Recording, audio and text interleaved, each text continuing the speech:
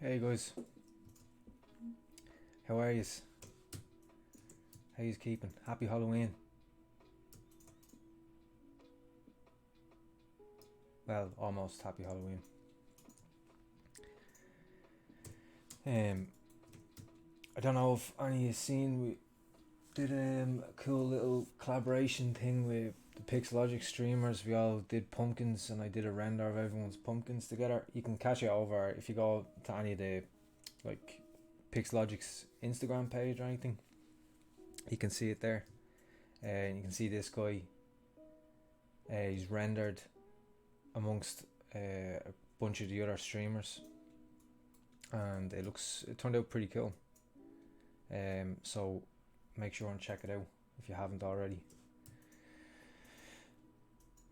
So now I haven't streamed.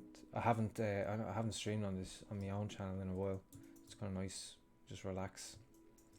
And I wanted to render this guy up. So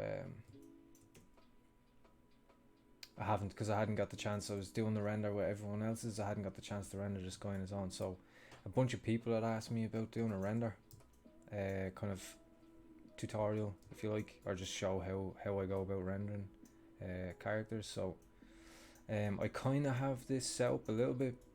I'll show you what I've done so far. Really barely anything, so it's still very early on.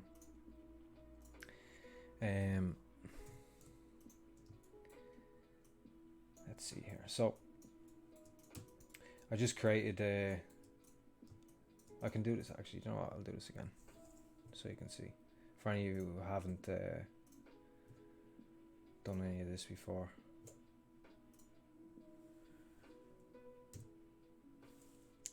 So I've got my character straight from Zbrush, and I decimated it. And when you decimate in Zbrush, just pull up a sphere and show you real quick here. Just keep this quick, so I want to kind of focus on the rendering side of things.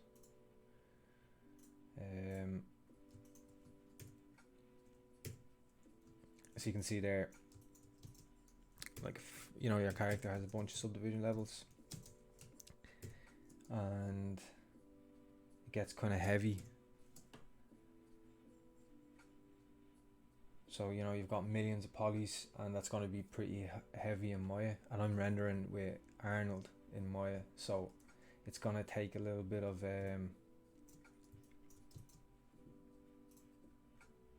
what's called decimating to get the poly count down.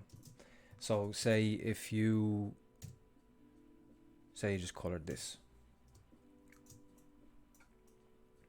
whatever.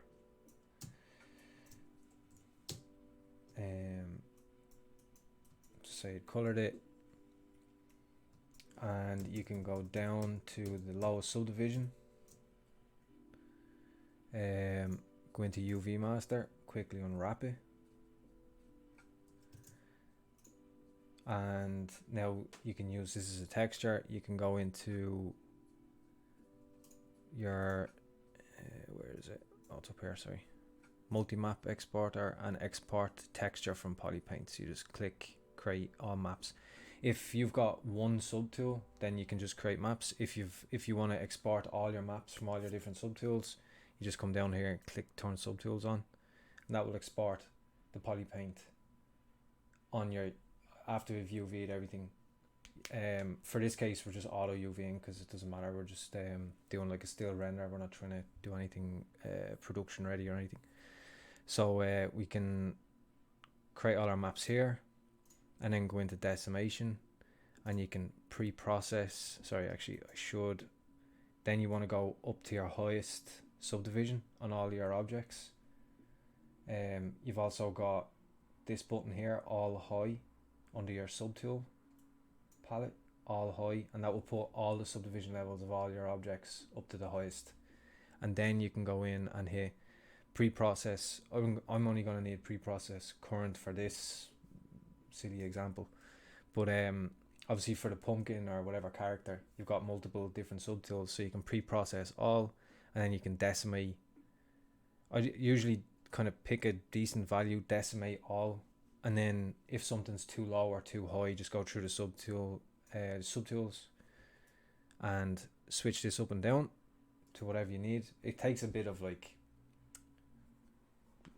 back and forth till you find something that's good. So basically all you're looking for, so I show you here, so pre-process this, and all you're looking for is the minimum amount where you're not losing the detail on the surface of the sculpt, the minimum amount, and that way that's going to leave the most amount of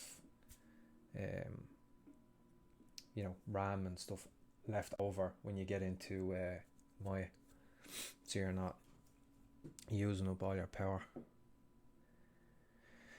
Once it pre-processes, it caches the shape, so you can decimate, and if it's too low you can higher it up, decimate it again, and it's looking for the surface that you processed, so you don't have to pre-process again. So the pre-processing takes a while. So at that point, if you're pre-processing all, you've got a bunch of subtools, sometimes you might want to just hit pre-process all, and go get a coffee or whatever you want to do.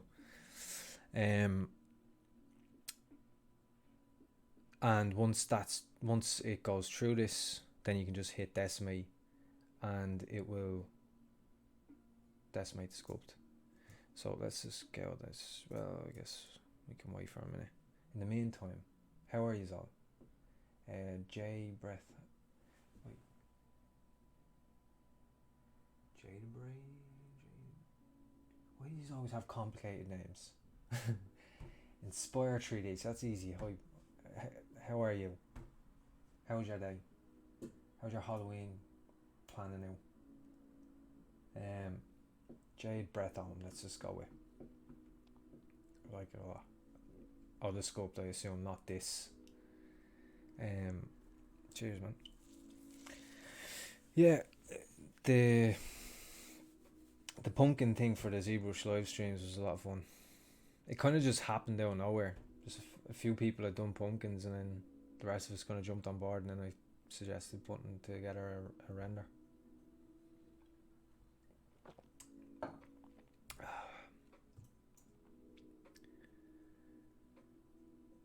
This is taking way longer than I expected. Anyway, you get the point. You pre-process, hit decimate, it will decimate to a lower count, and then you can, once that's done, you can go to I usually, just to get all the subtools across, I don't really ever use GoZ. I usually just export an FBX and then import that into Maya. So that's how I get it into Maya. So that's how I got this, because as well, once I bring it in here, I'm gonna have to apply, so I'll show you here with this guy. I have to apply the shaders. So I'm just applying the AI standard surface, which I have in my favorites, but if you go down to assign new material and Arnold, and then find AI standard surface, you can see there that's it by default. So grab that. And full disclosure, I'm not like a lighting artist or anything. What I've learned is just what I learned in order to render my own characters. I don't do it professionally or anything. I'm a sculptor professionally, not a lighter. So once your shader is applied to your object, then you can go collect your map. So you go into color, go into file, I'll bring up this, so image name, click the folder. I got pumpkins, and where did I put mine? I can't remember now. I've too many. Pumpkin textures, probably this one. And you can see like the textures are a mess, but that's okay. We don't need to worry about that. It's gonna be this one or this one. I'm gonna say, let's try this one. Well, no, because it. Oh, there you go. So that's the idea. Now I'm gonna go back here.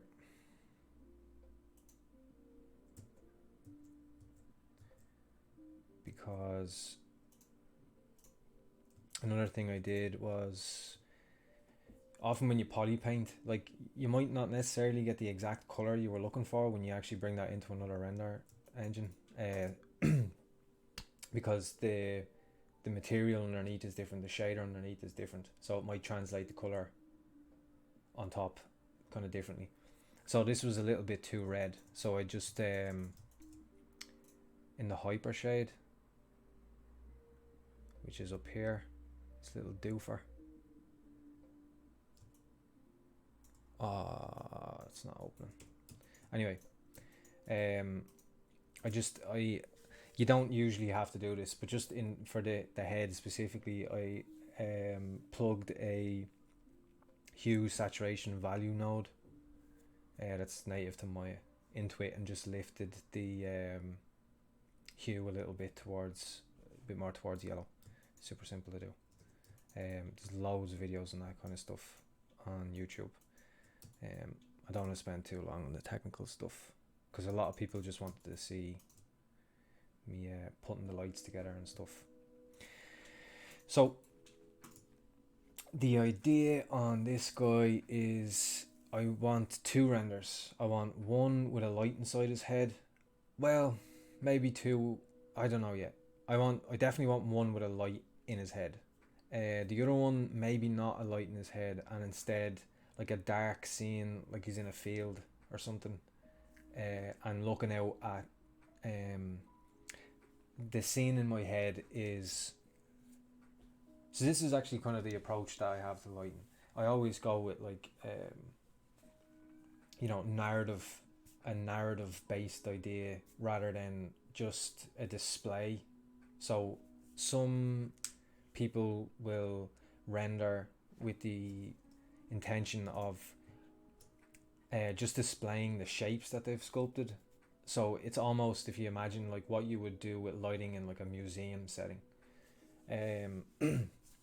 But what I'm doing is more, because I have a kind of illustration background a little bit, and I prefer to go with the like narrative based kind of lighting, so as if there's a specific scene happening at the time. So in this case, I'm imagining this pumpkin has essentially just come to life and in the middle of a field, in the middle of a pumpkin patch or whatever, and is looking towards like a house or whatever, and like, you know, like the farmhouse or whatever. So imagine like a light from the farmhouse, maybe the door or whatever, shining in his face, and everything else kind of dark.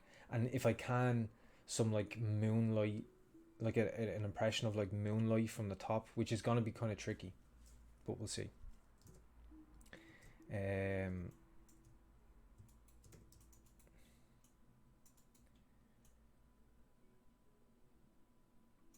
Okay, so first thing I'll do is I need a background.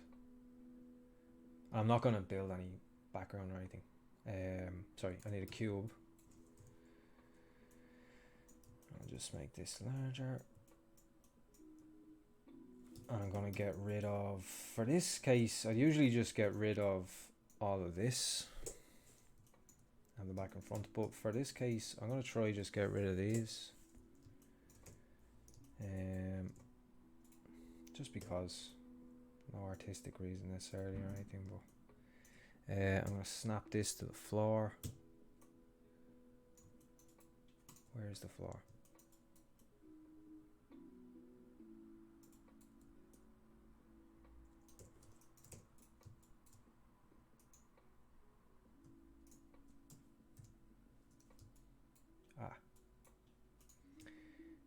Let's go into grid options.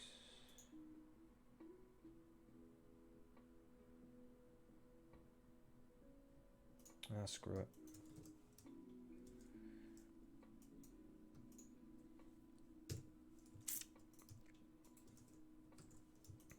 What we can do is just grab that and snap it to 0 in the Y and flip it. Boom.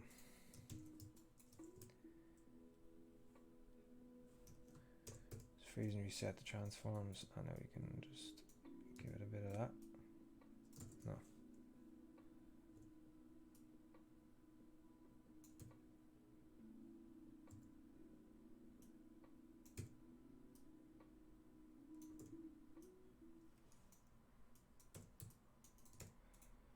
And then grab these and bevel them.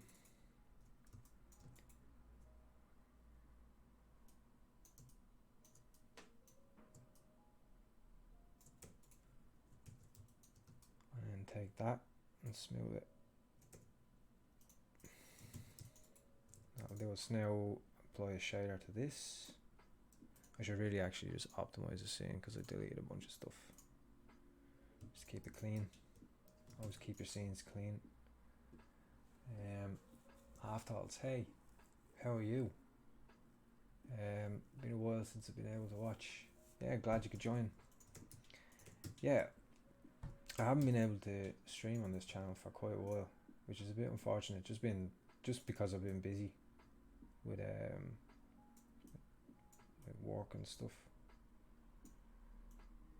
I'm in the middle of changing to a new studio,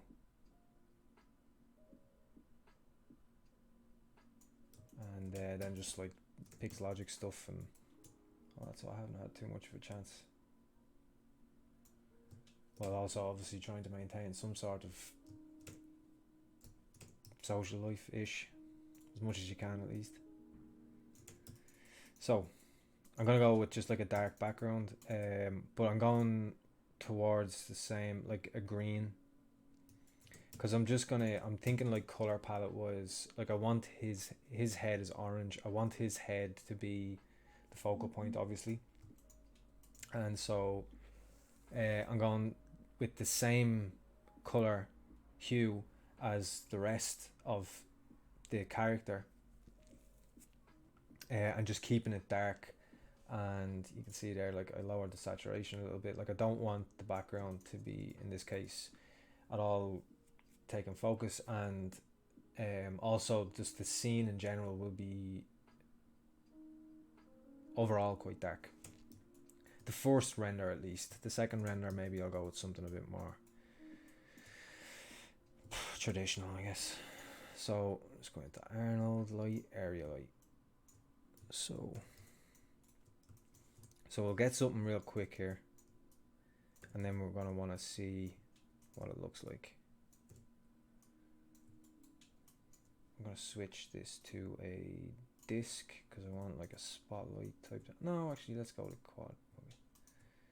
And then we're going to pull the spread down, and that's going to mean literally from the light source, like if you imagine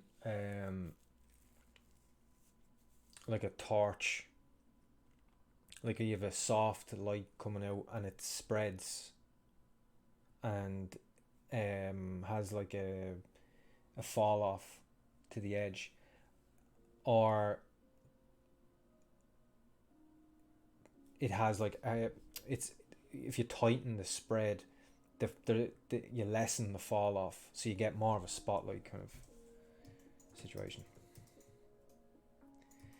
So another thing we can do here is if we go into Windows, Rendering, Light Editor. So here's our light here. You can go up here to open the look through window for selected light. So I have my light here selected.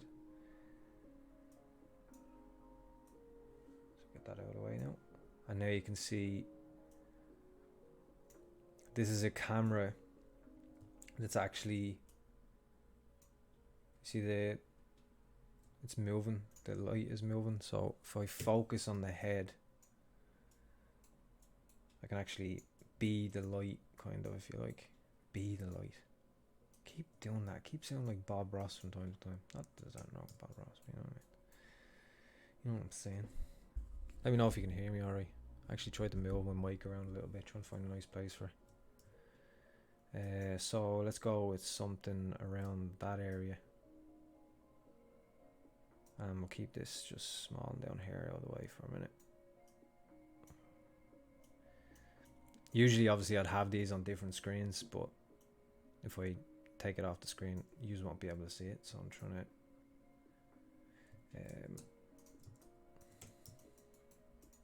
So that's our. That'll be like our. So that's our key light. All right. What I want is a key light. Then I want like an ambient light, and that's what I'm going to use the sky dome for. So we'll go into the sky dome. So Arnold lights sky dome.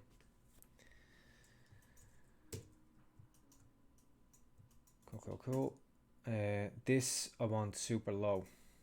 So we'll tweak these when we actually open our IPR render. So let's say let's just say 0.3, maybe even 0.2. No, 0.3. It's 0.3. So we don't want to be going up into the high values with this. We just want this is gonna like stop any areas from becoming like completely black. That makes sense.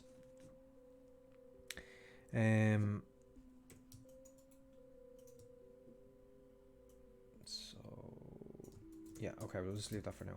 Next, we want a rim light.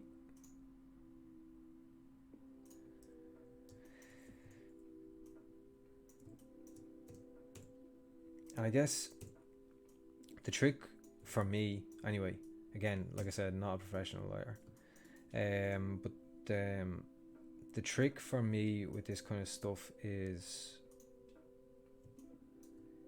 like keeping it as simple as possible, at least to begin with. Oh, look, I can move here.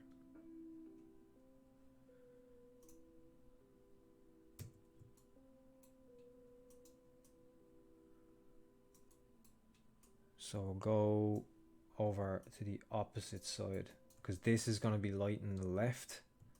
So the rim light, I'm going to use that to light the opposite side, like so our camera angle will be about here.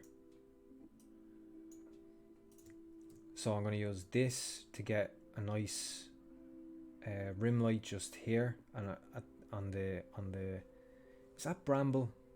I guess could be making something up there. Maybe is there any botanists in? Yeah, so we're just going to light this area here, the back.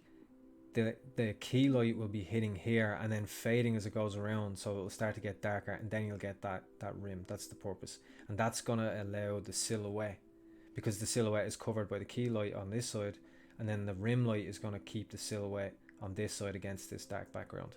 So that's the intention. So let's see. Let's go. Let's just throw in. For now, I'm just kind of throwing in values. And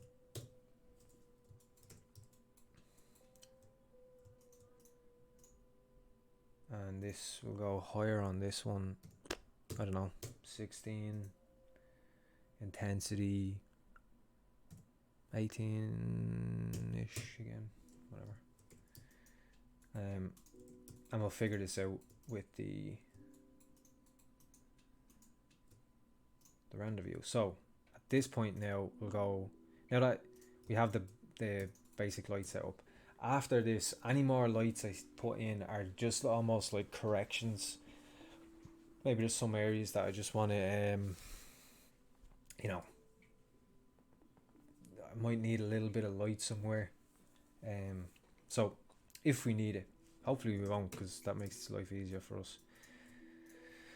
So let's have a look at the render. So we'll go up to Arnold and then open Arnold render view. And actually, first things first. Okay, so one thing I didn't mention at the very beginning is when you bring in your sculpt, you want to make sure that the scale is good, that it's not super tiny or really big. because your shaders are built to do, like, for example, subsurface scattering, which is where light breaks a surface. The light particle, I know this sounds complicated, but it's really not. The light particles bounce around inside. Some get out, but not all, and they end up bouncing around inside. And it's basically the effect you get when you put a torch to your hand, and your hand kind of lights up, or the way a candle would as well. So wax and skin are two of the most prominent examples of subsurface scattering. So we're probably going to use some subsurface scattering on this head. There's none, and that we're going to do in the shader on our subsurface here. So that you can see it's not on there now. So I'll show you how to do that. So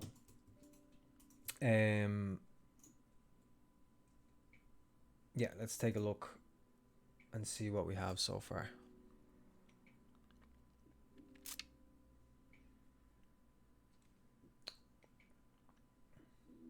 And what we need to do is just go into our render settings, pull this down. So I've set this already. So I've got the samples down to 1, nice and low, and it's a 1K square, because I'm not looking for a final render here. I'm just looking to see more or less what it looks like. Okay. So the key light, so things are a bit too bright at the moment, obviously. So let's put this, we don't need this now. Let's just put this here. So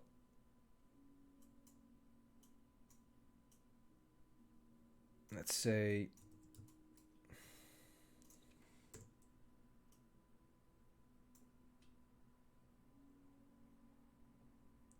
pull this tighter, maybe move it down to 15,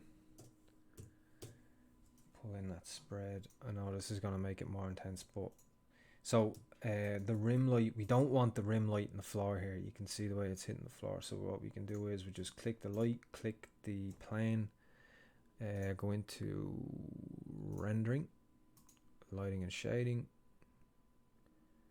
and then break light links. Let me hit it again.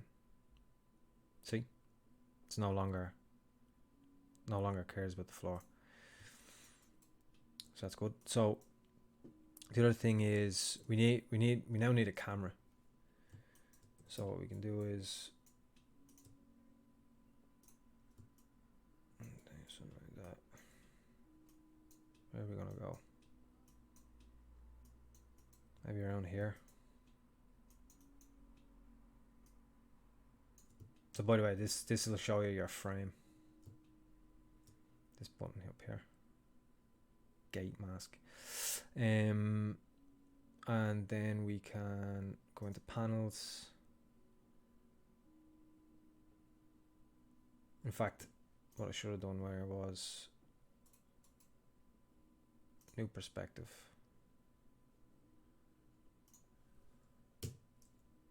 and use this.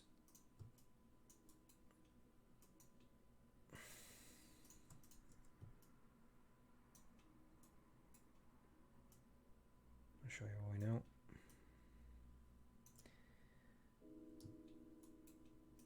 Sweet. So about something like that. You can always move it later if we're not happy with it. Go back into panels and tear off. Now that's our shot, and here we'll go back to our normal perspective, and we don't need this anymore. So now we can move around our scene, do what we want, and here is our shot. So I'll usually just keep this open, so I'm just going to keep this open on a different monitor.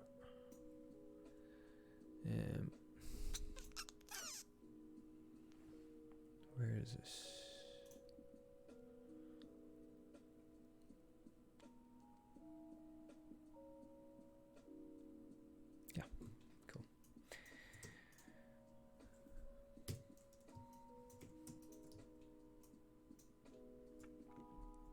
So now we can swap. Oh yeah. Well, yeah, this is our other shape 1, perspective 1. Oh, okay. We're gonna have to close this.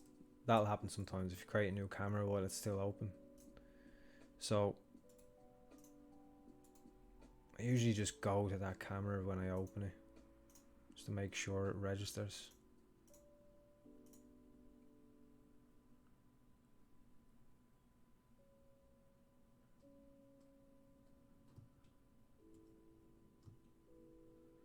So there it is so far. That doesn't look right.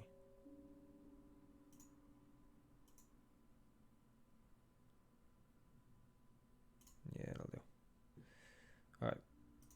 Let's call this shot.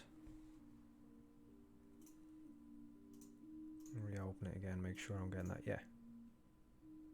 Okay. So you can see it's too bright. So this is where now that we can see it, and see how the light, you can see the rim hitting the back of it. So what I'm going to do is actually, I'm just going to like pull this back. We can turn this on. And I just pull this back.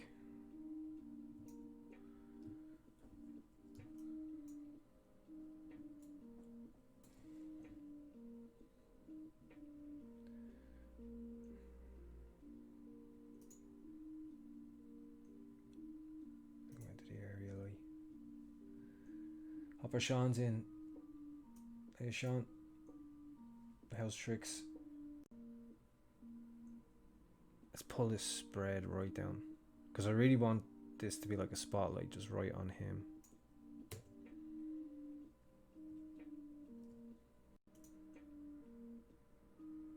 Stop this for a second. Pull that down. Pull this in.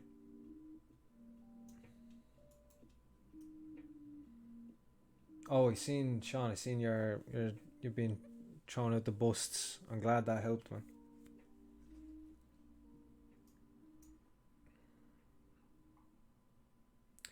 Render view is kind of hidden behind your camera. Oh yeah, sorry.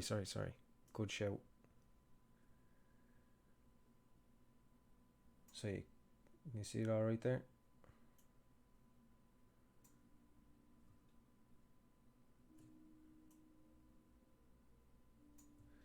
So pull this back like 14. See what we got. So now we're getting somewhere closer. Still obviously too blown out. Don't want what I try to avoid is complete black or complete white. So we want to land just short of black and just short of white, and then we want to use the entire range in between. So you've got an entire range of value, so use it all, because like really dark spots can be nice. You know, I'm not a big fan of just having like, you know, everything completely in view. It's usually where your ambient light is too high. So another thing we can do there, I really need to turn that autosave off. Actually, yeah, no fine. Another thing we can do is in the Arnold render view, you've got this button here, and that's going to isolate whatever we select. So we're on that light, so we hit this, hit render. So now it's only showing what that light is affecting. So we could do the same thing with the rim light. So now you can see that's all that the rim light is getting. Man, I can't wait to get this new computer. Something faster. I can do this type of stuff a lot quicker. So that's that rim light is a bit too strong as well. So let's have a look at that. Let's take that down to like 12. And that down to like 10. And we can, the tighter your light as well. So if you shrink your light, you'll get less fall off as well. So you'll get a sharper light.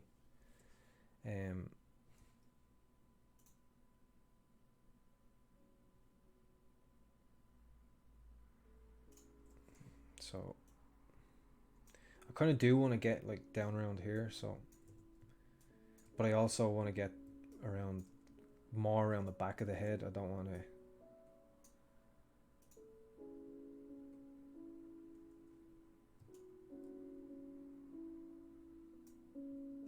I don't want to light up the entire side of his head. I just want like a nice kind of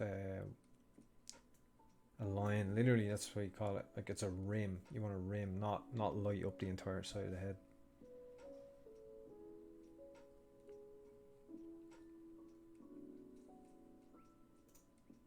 You know what? I might even just to speed things up here for you guys, so you aren't sitting here waiting. One is fine.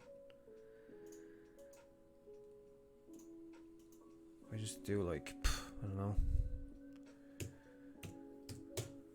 like that.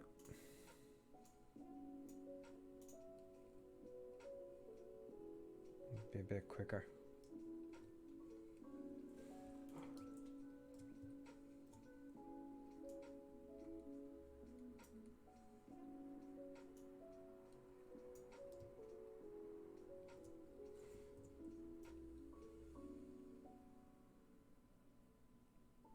So I'm just trying to find where the light hits this nice.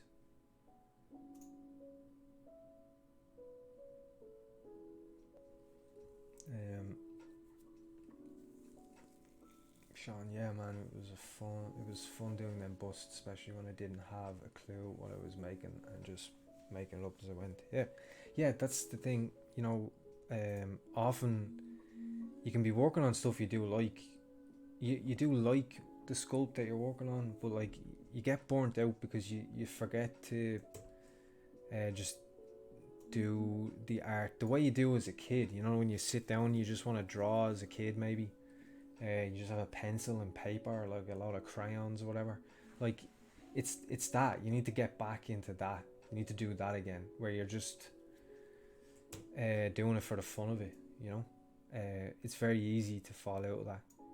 You know, you start to take it too seriously, and that can often be why people burn out. Certainly, I've done it many a time, and I say that now, and I will do it again, guaranteed. I know myself too well. I will definitely do that again. But it's, you know, at least you're aware of it, then you can remind yourself when you start to do it again. Because you can get caught up in, like, especially, you know, when you're in the industry for a couple of years and stuff, and you start, it's very, very easy. A lot of people will start to see it as a job, you know. Forgive me here, I'm going to have a beer. As I said, I'm moving studio. I've only got a couple of days left, which is it's bittersweet because I like the studio I work for, I like the people I work with and stuff. But you know, I've just been there for a decent period of time. It's kind of time for a change. So but I'm really looking forward to moving into the new studio, and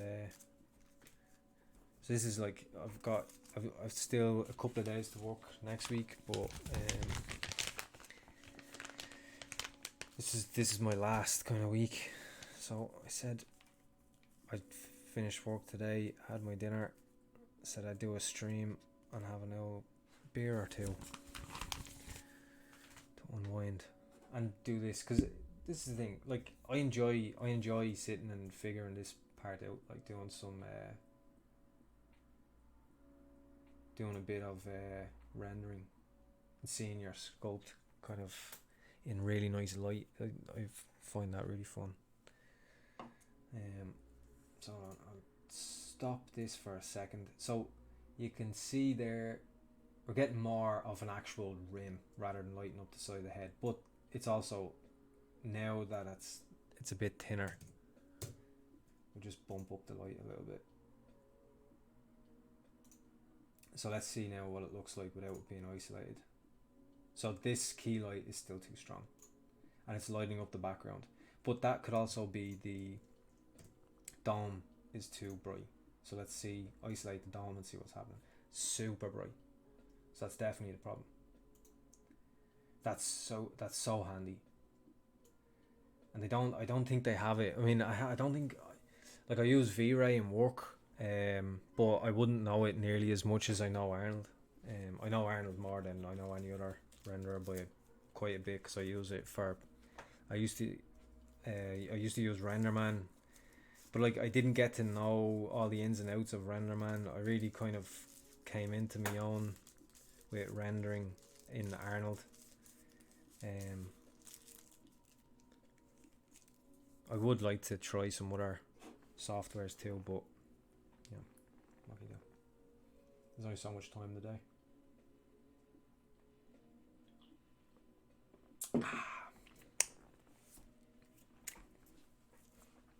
So we gotta lower that light, because we want it, again, we don't want the dome actually lighting the scene. We just want the dome, well, in my case, in the way I render, I just want the dome there to stop the, as I said, the like the ambient occlusion and so on being black. So usually what I'll do is I'll actually make the dome, I'll change the color of the dome to a blue. And what that does is it will tint your shadows and your ambient occlusion. It will tint it blue, which is much more natural. The way I look at it, because I always look at it from like an illustration point of view, is like I look at it like a wash over when you're painting.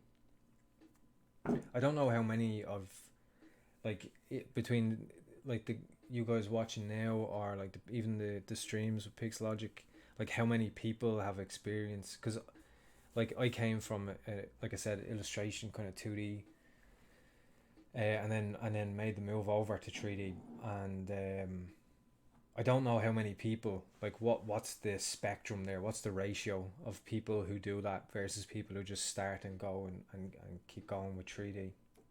So I don't know, like if I say a wash, I don't know how many of you have a lot of experience with painting. Not that I have a whole bunch, but you know, whether they're worthwhile analogies, let's say. So this is 0.3, which is giving me too much. So let's go zero. Let's actually just go 0.05. So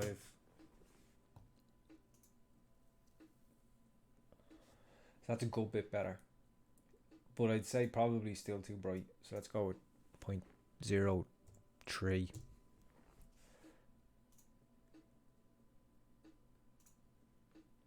Yeah, maybe. I'm gonna go a bit lower again. 0.02. And now I'm gonna take this and go like blue. Let's go more like, I'm gonna go towards like purple, because it's obviously supposed to be like a nighttime scene. And on a color wheel, a nice part of that is you've got orange is right opposite purple, so they're complementary colors. So you can barely see that now, which is kind of the point. We don't want that. I'll probably bring it up to 0.3 again, but this is the kind of thing you kind of play with it, and that's why it's so handy to be able to isolate these, because you want to be able to play back and forth and see them on their own, so you can make some sense of them. So let's go back to 3.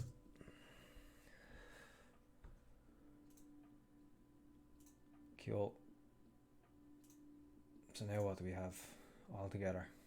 So now we're getting towards the point, but still not quite right.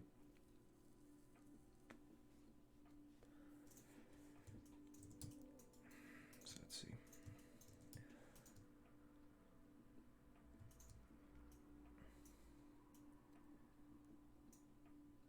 Let's pull that exposure down to like 13.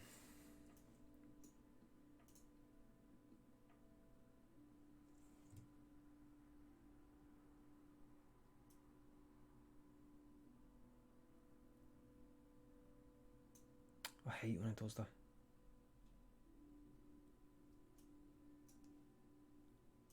Let's stop this again for a second, because it's slowing me down too much.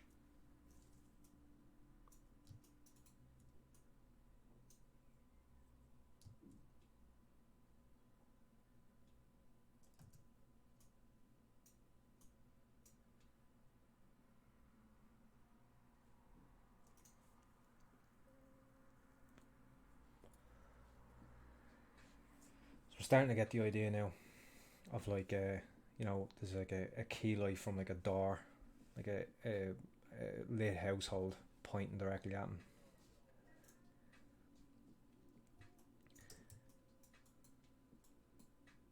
So now we'll still take that down a little bit because we don't want to blow it out, and he is getting blown out a little bit. Whoa.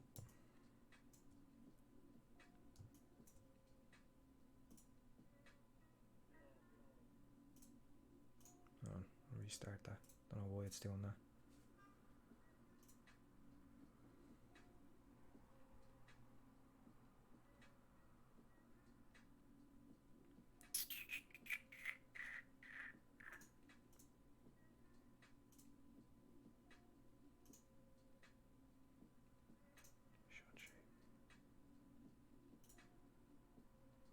Did I click something there?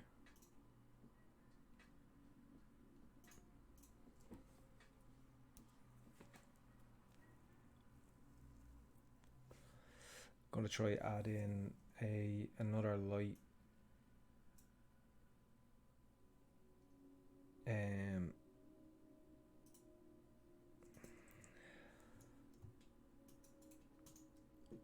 We'll add in for like our moonlight, which we want to be visible but fairly subtle.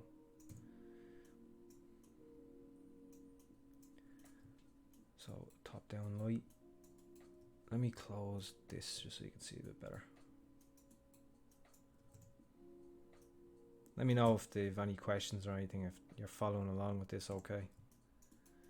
So, because again we have the key light so strong from the front, we'll try go maybe to the back a little bit and angle it forward. Let's see. I've broken this, or my graphics card is shit the bed. One or the other.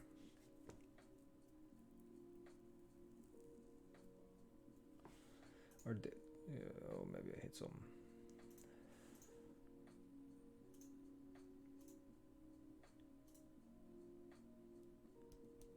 I have to restart my.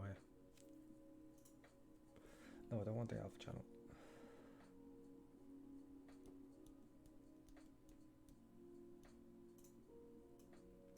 Yeah, let's just restart.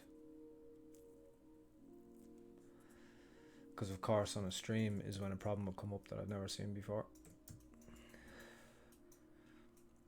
So essentially now we've got you'll always hear like 3-point lighting. So your ambient light, your key light, and then your bounce light when you're doing painting or anything. And it's kind of the same principle. Now a render engine will figure out the bounce light on its own, but sometimes you want to artificially push it. Oh, my exposure is too high, okay.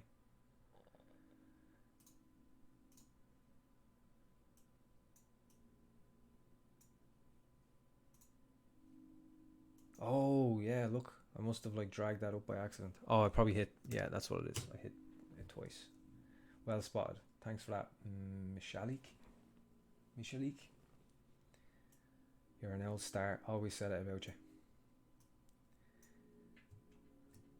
Boom.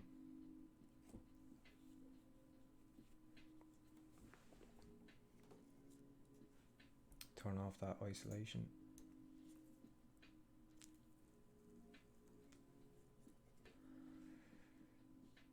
And I want to actually just maybe tilt this around a bit more.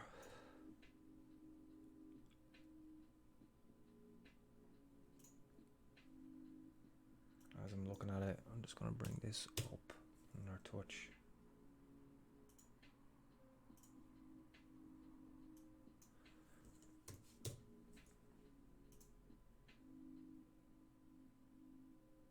Because what I'm getting is like a black background. I don't want it necessarily completely black. Let's see.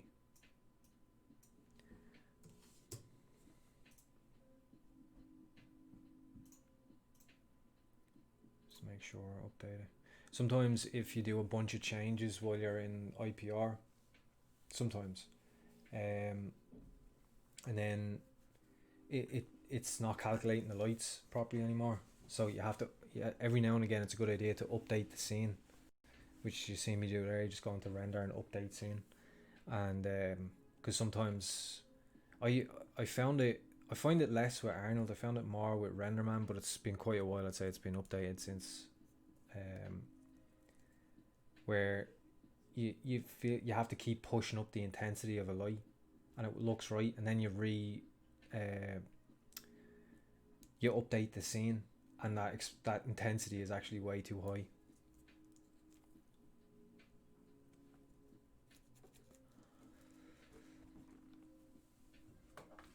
So let's see here.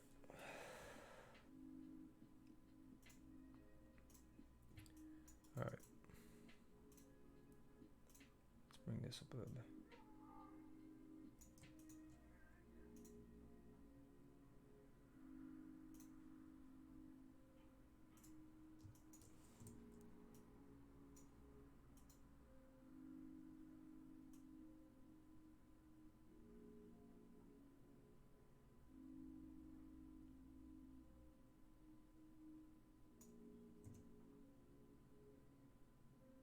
So I want to bring it down because I don't want it to bring it down to the left a bit, so it doesn't look like the light is just directly shining on him,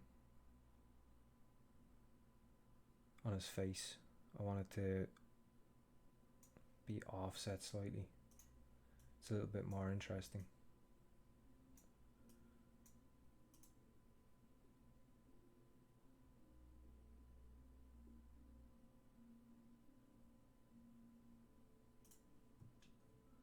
And now we can put this to like,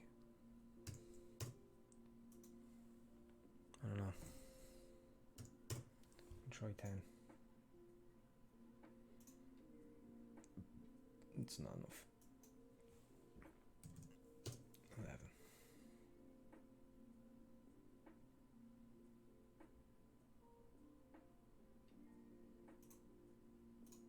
So again, we can make this kind of blue. Often with the color of the lights, I'll usually leave this till later and just see what it looks like keep everything white and see how that looks.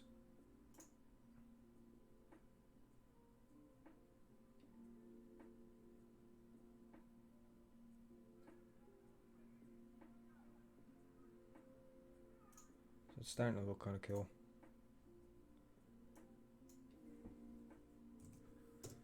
Let's go up to 12.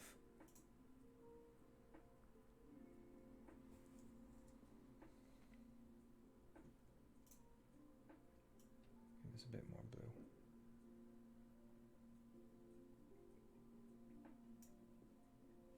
You can never go too far wrong with like warm versus cold light.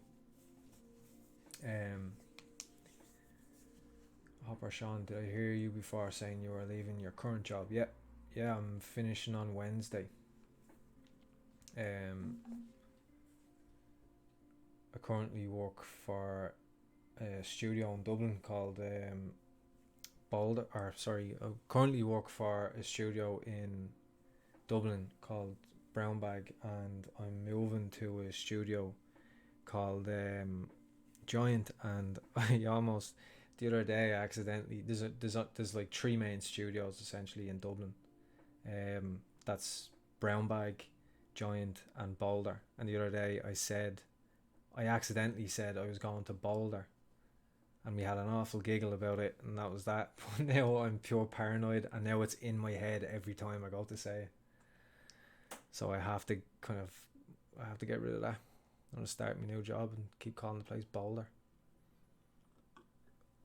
which is essentially a direct competitor, so that won't go down well. And now I've set it on the internet for everyone to hear. So there you go. Never work in the industry again. But I have you guys, and that's what matters. So yeah, I'm finishing on Wednesday, and then next week I'm starting a joint. So I'm really looking forward to that. Be something new. New kind of styles and stuff like that. Could be good. Geppetto, how's it going, man? Will this stream be saved to playback on? And congrats on the new job. Thanks a lot, man. And yeah, it'll be saved. It'll be saved in my Twitch, which stays there for a while. But I'll put it on my YouTube channel as well. I always put all the streams from this channel onto my YouTube. Obviously not with Pixelogic. They're obviously saved on the Pixelogic YouTube channel as well. So this isn't looking too bad, but I feel like I might need a little bit more, just so it's still visible with the other lights. So let's see.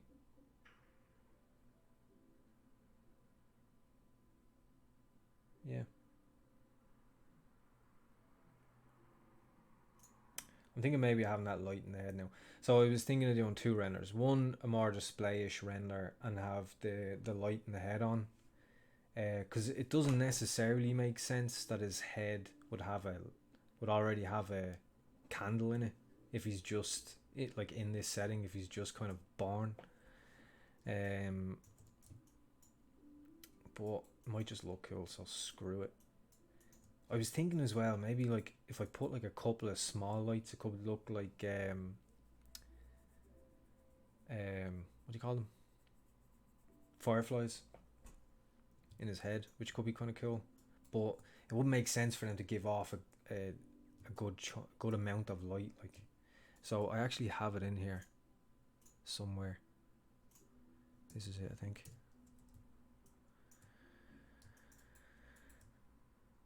Oh no, it's not. It's this. So what is this? Guess we'll never know. So this is it in here, and the way I created this is super simple. You can create like a sphere,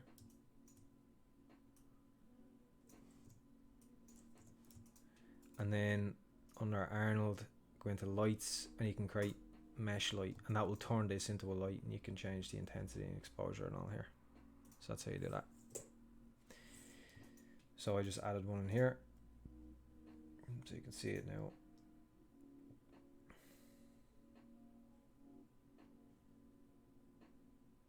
And that lights up his head.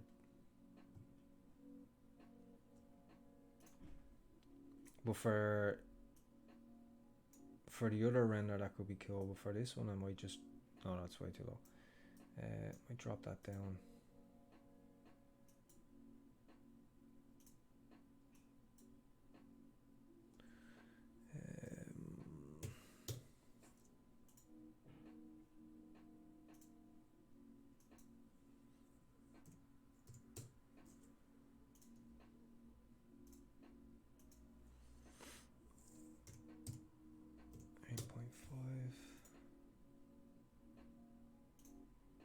Kind of does look a bit better when it's more overexposed.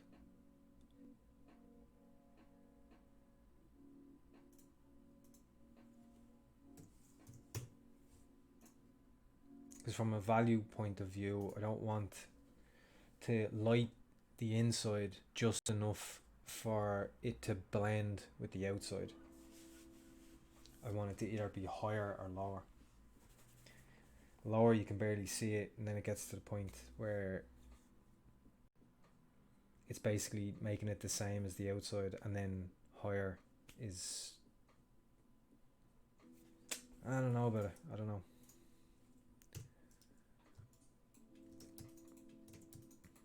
But this is often the process I have when I'm doing this type of stuff. It's just playing around with it until I find something I like. Let's go into this shader here and just put you down there for a minute. And we're going to turn up the subsurface on that and that. So on his head. So the subsurface color, when you turn subsurface on, the subsurface color is going to overwrite your diffuse color up here. It's going to completely override it. So you can see that's why it's gone black. So what you want to do is go in here, go into file,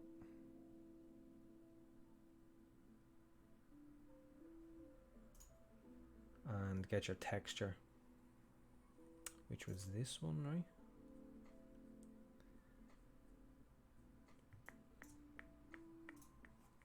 Yeah. I'm gonna do the same on this guy.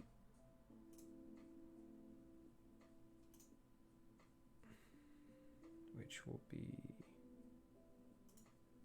this. Nope.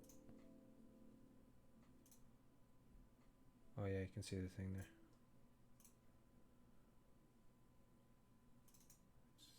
Let's hope it's this one.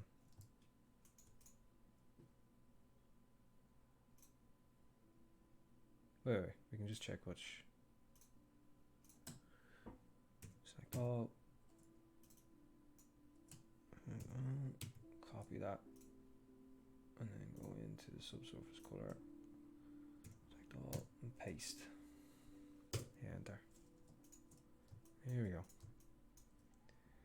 And now, so there's the quickest way you can do this is just take that color for your radius. Take that color.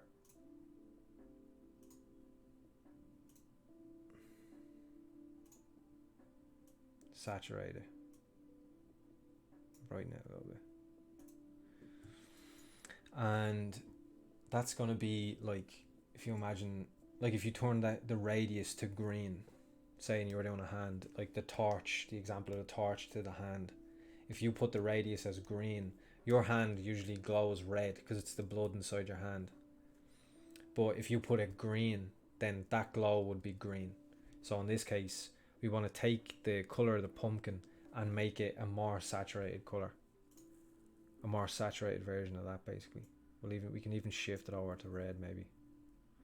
The other thing you can do, the better way to do it, is to actually take your texture, bring that into Photoshop, and use like the color balance or just the hue, saturation, and everything, and just up the saturation there, and then plug that into your radius the same way I plugged like the texture map into the subsurface color, and that will be a more accurate version. You can, and blur it is helpful too. Changes the random walk. So let's see now. So you should see a difference here. So we'll just shift select this.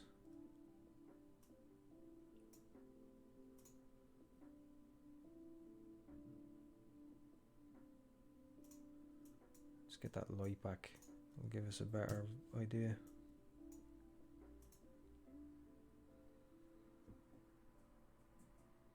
So this light inside will be breaking that surface and making it red.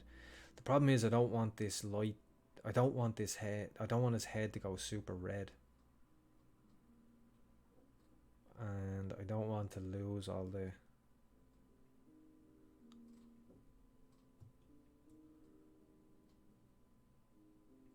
Like I didn't go with subsurface scattering in the one with all of them together. Because it just wasn't really working.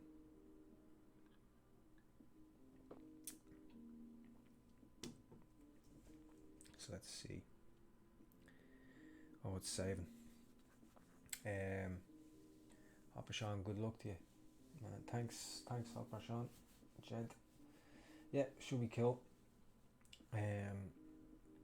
Geppetto has a question. One question I'm wondering about this stage is when you bring the model from ZBrush to Maya? Do you just bring the polypaint over and then texture, specular effects, etc.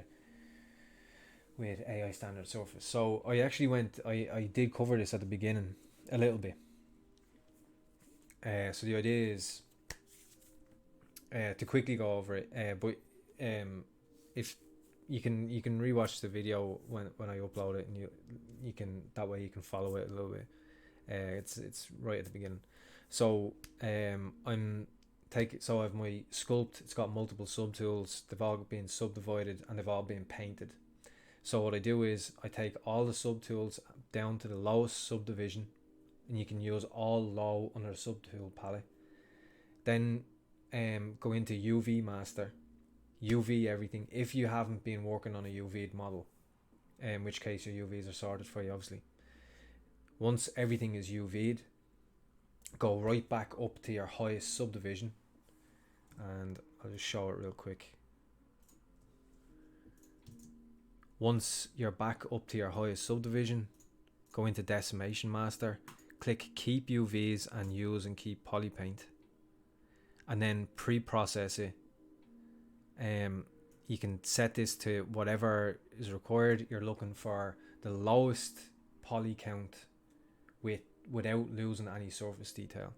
Then hit decimate. Now if you've got multiple subtools, you can pre-process all and then decimate all, and then you can tweak this and decimate each subtool if you need to change, if some are too high or some are too low, and decimate them. It takes a couple of minutes, not as long as you might think, but you know, it can take, like, depending on how many subtools you've got, it can take between like 20 minutes to like an hour and a half, but you know, it's manageable. Once that's done, everything is decimated with UVs. The UVs are kept in the decimation, and then you go to FBX, you know, do visible or all, and just export your FBX, import that into Maya. Once you're in Maya, you put your shaders on your different parts, and then plug your textures into the diffuse color of your shaders, and that is that. So I'm not so sure I'm going to use subsurface scattering on this guy, because it's just not really doing what I want it to do for this particular render.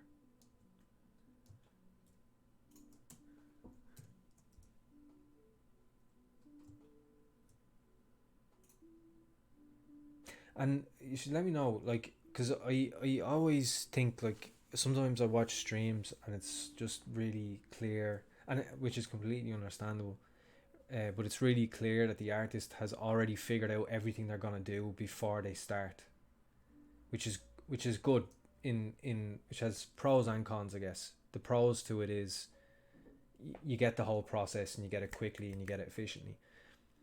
The cons to it is you can't see their process of thinking, of figuring stuff out.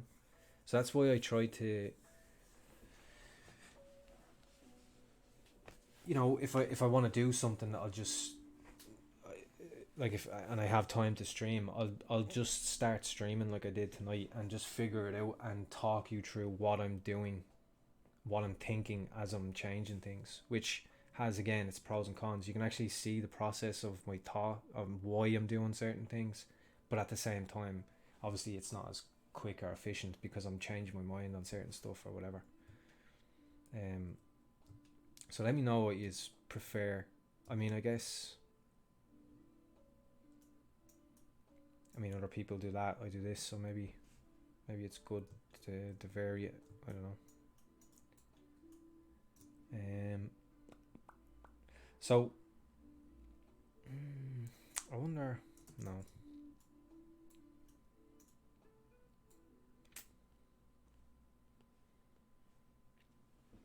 Let me see here.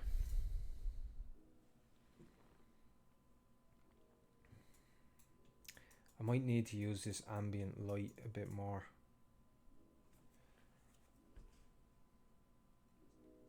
So this is what I mean. Usually I'd keep this lower, but in this particular render, like, I'm just thinking as I'm doing it that it's getting too dark. in the face, and the ambient light can help with that. But what I don't want is the background to get too bright, so what I can do is I can just darken the colour of the actual shader to help with that. So let's just see. In fact, before we do that,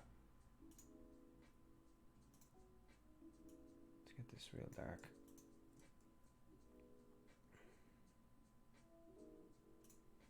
Turn that off.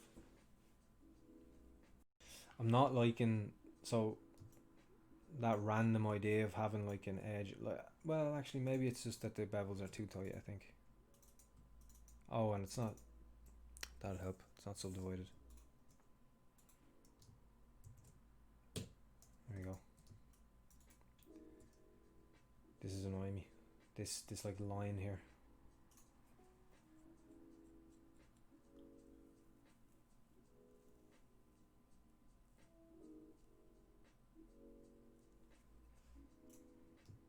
So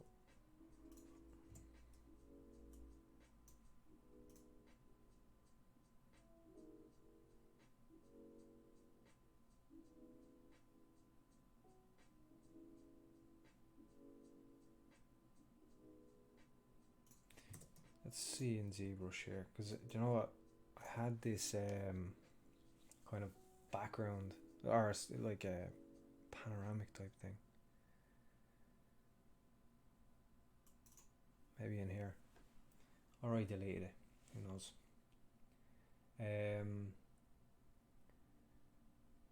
Hopper Sean, do you need UVs to go into Maya from ZBrush? I go from ZBrush into Blender and don't bother with UVs, just use the polypaint as is.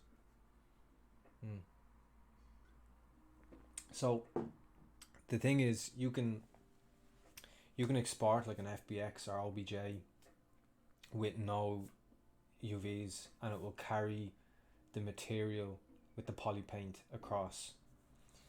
The thing is, if I do that and I go into, I don't use Blender, so I can't say how it works in Blender, but if I do that here, it'll come in and it will have the polypaint information on the sculpt, but I can't put a Arnold shader on it then, which means I can't control the specular and all that type of stuff the way I can.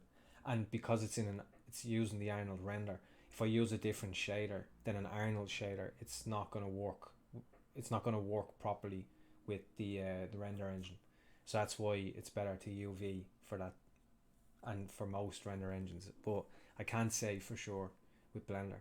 But I'd imagine Blender, well, I know it's real time and everything, but like whatever shaders or whatever work with that, like if you can implement them and you don't need the UVs, then great. But yeah, I haven't used real time rendering, so I don't know if that's what you're doing in Blender, but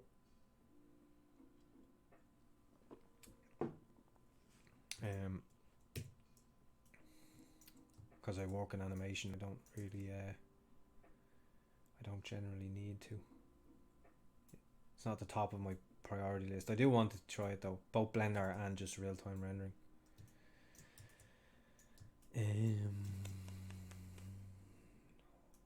So I have this, and I have this,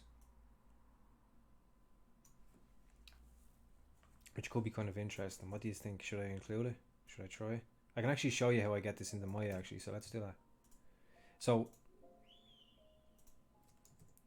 the grass I made with fiber mesh, and you can see they're low poly, so I don't need to decimate that. So that's cool. This on the other hand is subdivided. You can see it's subdivided 5 times. So let's go through this. You can see Geppetto, this should help you.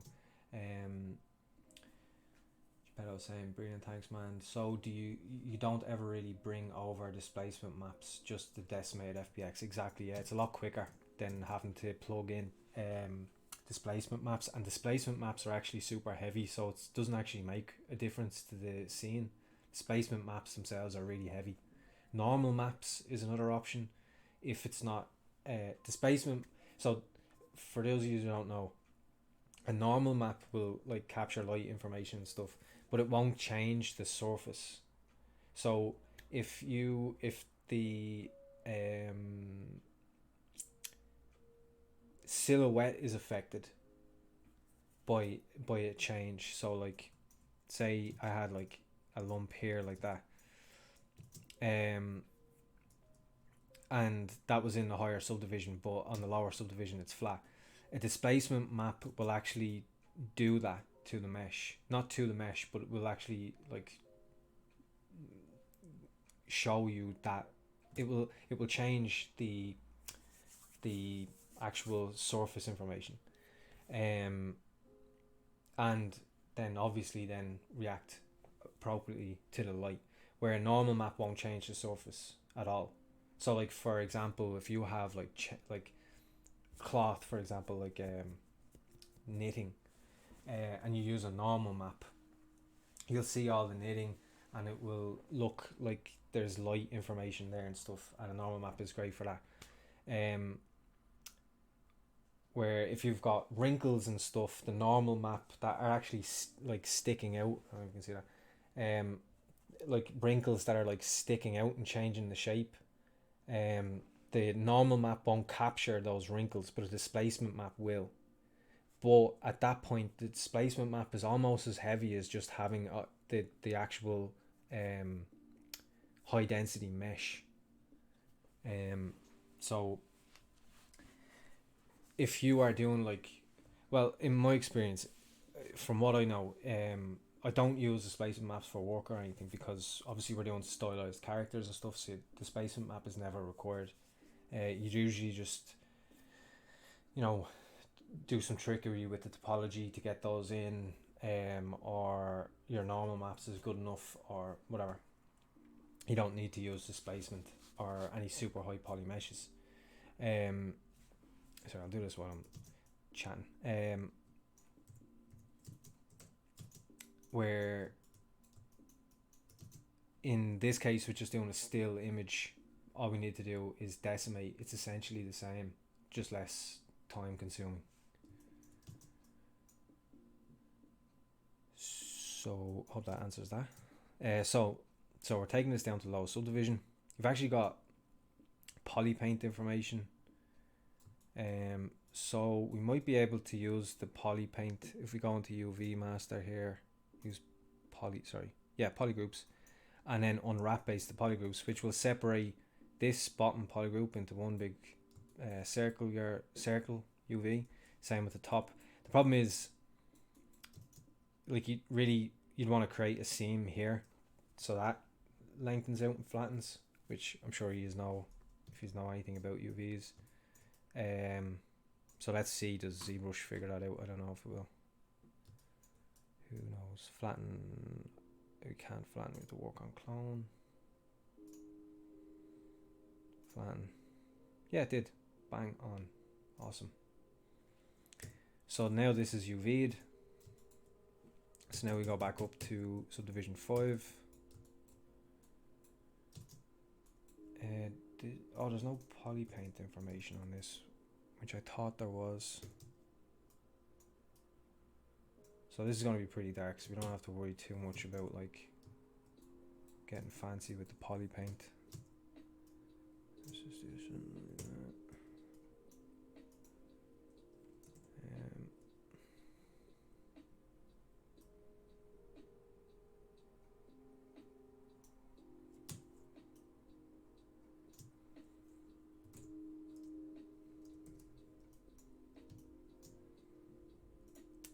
Go down to masking and mask by cavity and do this. We can flip that and just take that color.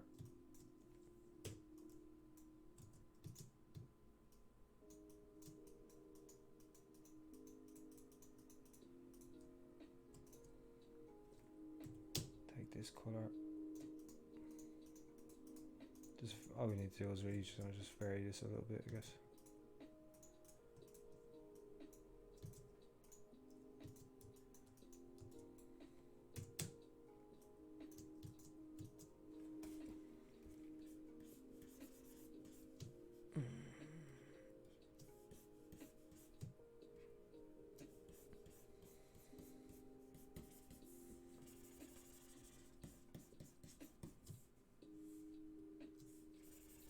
So you'll see exactly now. This is just on one subtool, but you just do the same thing applied across your whole character, and this is how you get it into Maya.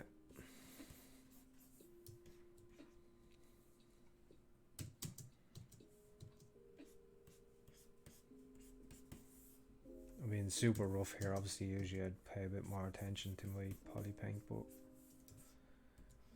there's no need because it's not going to be it's not really going to be too visible.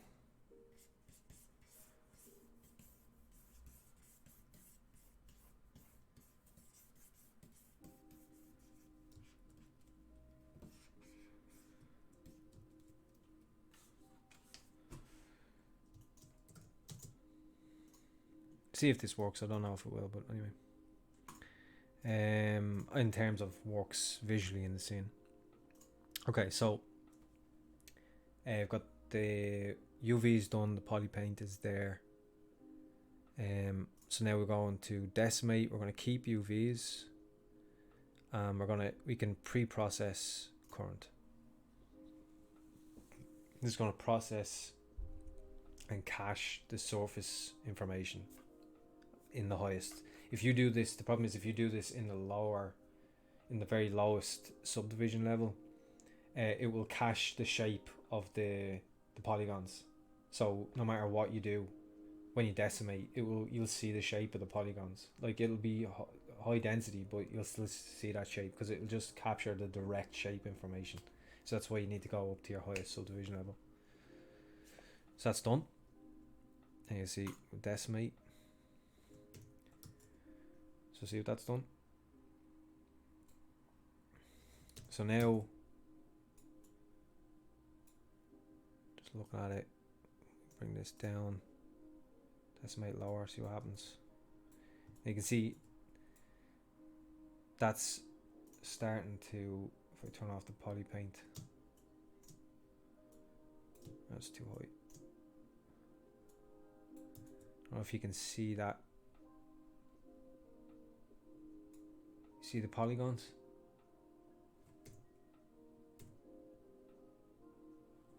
So it's 11 is a little bit too low.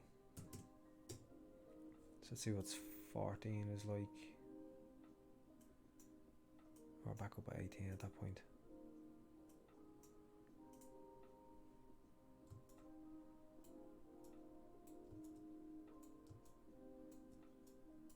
Now that said,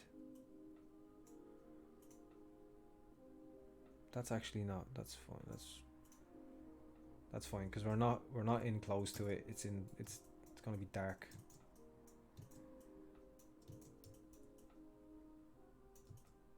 So we should be fine. So let's copy that, paste it over here,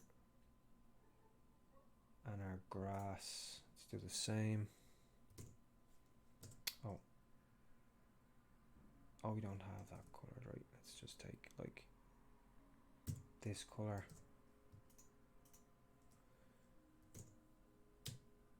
RGB all the way up. Fill. What I like to do is like never just fill something. It's like they're just masking off the top and fill the bottom with a darker color. And I can even just mask off the top of these, soften it, fill it with a bit of a lighter color so you get some variation. So I'm just bringing these both in here.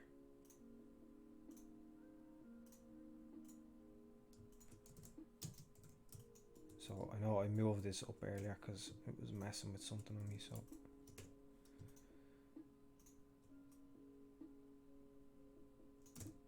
oh, I have the wrong transform tool. I have the cloth transform tool from when I was doing the cloth for the render for all the pumpkins. So there we go. Um, oh yeah, and now we go to subtools, multi-map exporter. Subtools is on, so we'll do. Actually, these don't have UVs. We can unwrap by polygroups as well, because when I extruded these, it created polygroups for each side. Am I doing anything with ZBrush Summit this year? Potentially, but I don't know. I don't know if I can actually really say. It's nothing big, but I'm not doing any talks or anything. But yeah, there might be something in there, yeah. Which is pretty cool.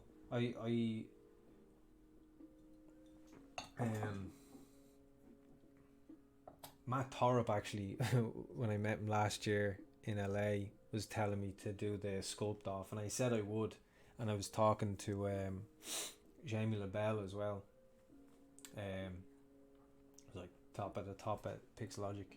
He was there, and I got to meet him, which was great. He's a really nice guy, and Matt Torrup actually introduced me to him, and like he said, oh yeah, you should apply for the sculpt off and everything, and I was like, yeah, no, definitely I will, and it was only I can't even remember late last week or something, or maybe even early this week. I heard Ashley Adams in her stream talking about it, because she does it, and I don't know, I'd completely forgotten about it, and I was like, I'm not prepared to deal with the pressure of that, but doing the sculpt off for the first time right now. So I ended up not applying. I probably should have, but any road. It's a pity. Like, it's great that they're actually doing it online, because it'd be a real shame to just not do anything, because obviously you can't have the event in LA now at the moment with everything. But it's great that they're doing it online. But at the same time, I'm gutted that I can't actually, because last year I was in LA for Lightbox, and because Lightbox was on just before, I couldn't stay for both. Like, I couldn't get time off work to stay for Lightbox and the Z Summit, and it was just that friends had gone to Lightbox that I work with, and so I went to Lightbox with them. But I would have loved to have gone to the Zbrush Summit, because that's my people. Like, as opposed to, like, Lightbox was great. I got to meet lots of people like Shane Olsen, Matt Torrup. There was Raf Gazzetti was there. There was a decent few sculptors, and then of course meeting Jamie LaBelle. And lots of really cool 2D artists as well, like Loish and stuff was there. And it was great to meet those people. But the Zbrush Summit is where really all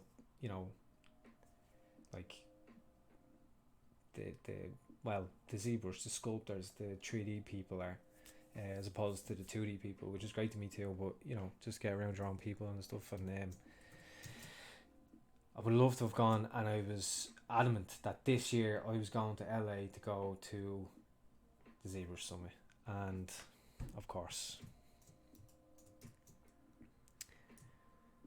the universe decided otherwise. Okay, so I unwrapped them, right? Flatten, see what they look like. A mess. Lord Jesus, look at that. Oh my god.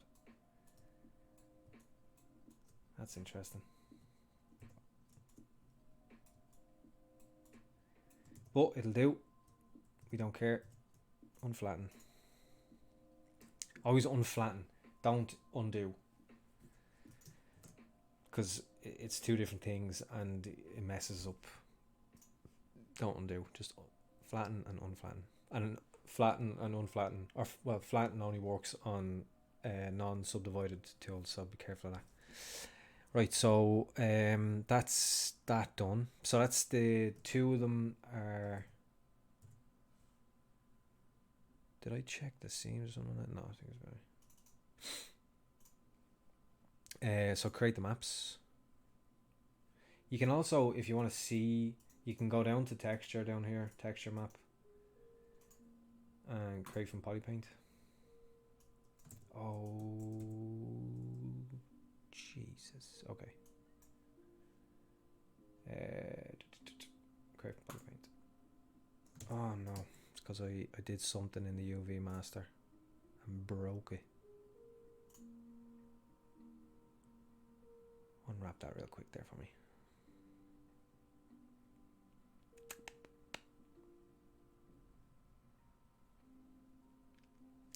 But yeah, so I couldn't go this year, but hopefully we'll be able to do it next year, please God. And hopefully I'll get to meet some of yous there as well. It'd be great. That'd be awesome.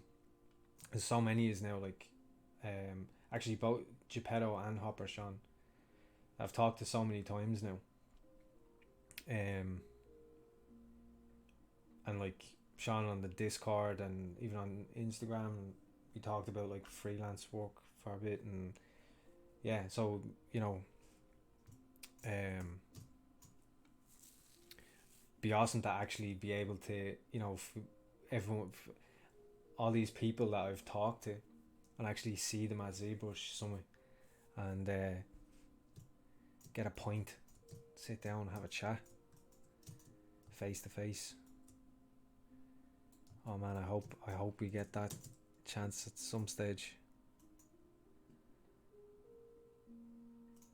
Okay, so that's our, so we got this decimated, we got everything UV'd. You can see here if I create from polypaint.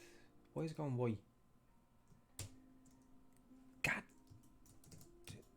Oh no, yeah, I must have broke it with the okay. Let's do that again.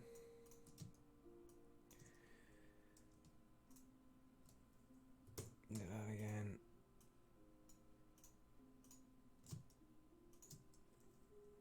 Do that again.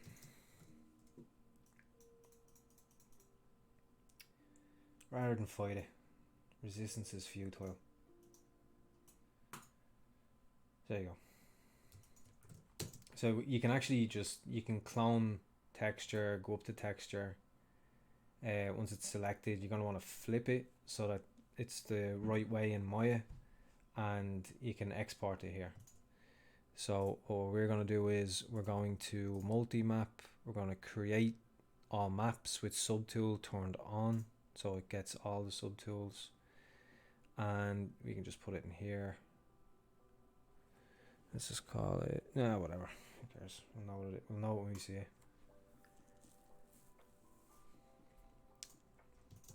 So that's that done, and now we just export these.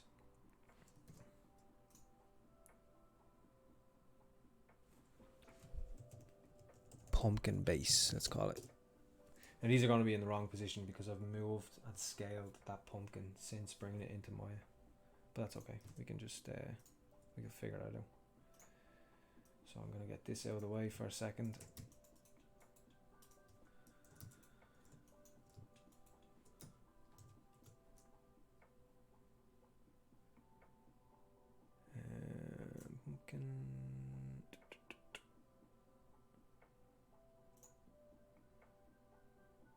Pumpkin base FBX.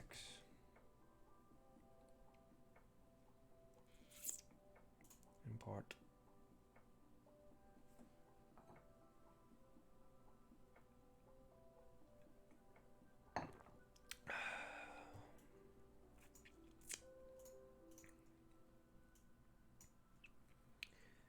Yeah, you can see it down there. It's underneath it.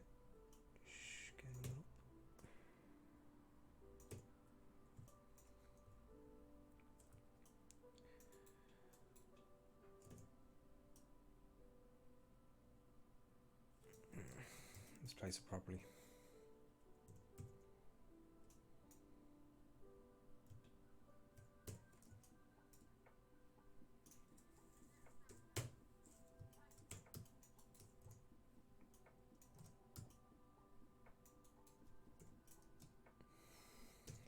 For a second. What? It's from the other render.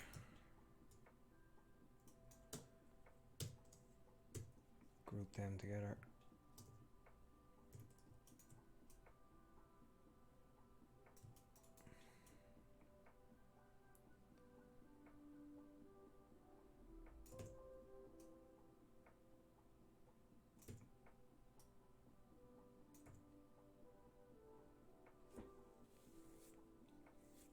So now we get our. You can actually see the texture on the plant, on the grass. Geppetto, yeah, bro, working freelance as an illustrator in games now since I talked to you last. Miss the RPG sessions. Yeah, that's great, man. Congratulations. So yeah, I was literally only saying that, like, how many people are into painting and stuff as well. That's awesome. Delighted to hear that. And yeah, I must say it to Gav and Rory.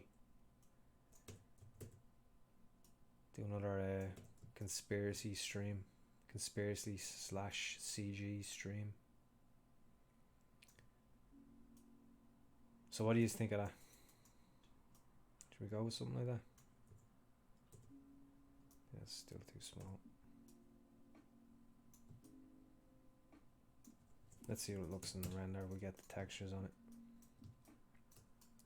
So now apply a shader, and you see, like, I'm gonna lose.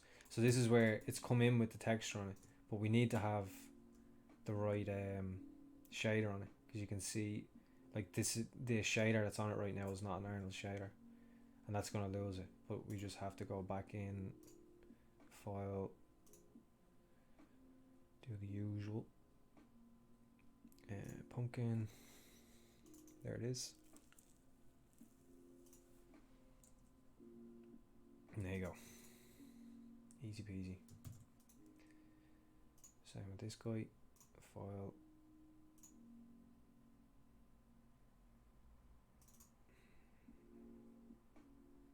And there she is. Where's that ground plane? So what do you think? Should I give this guy? Should I give this a shot? I guess so.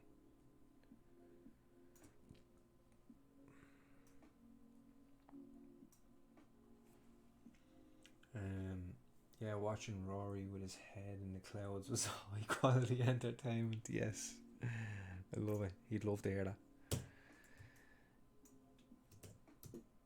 Yeah, it was always the thing. Yeah, so that was kind of, it's a very different stream. You know, like I love both. You know, I like, because when I'm doing these kind of streams, like, you know, because a lot of people are coming to, like, learn how I, you know, render, or my sculpting workflow and all that kind of stuff, which obviously you can't do that necessarily while also sitting and chatting about conspiracies with Raw and Gav. Jesus, look at that.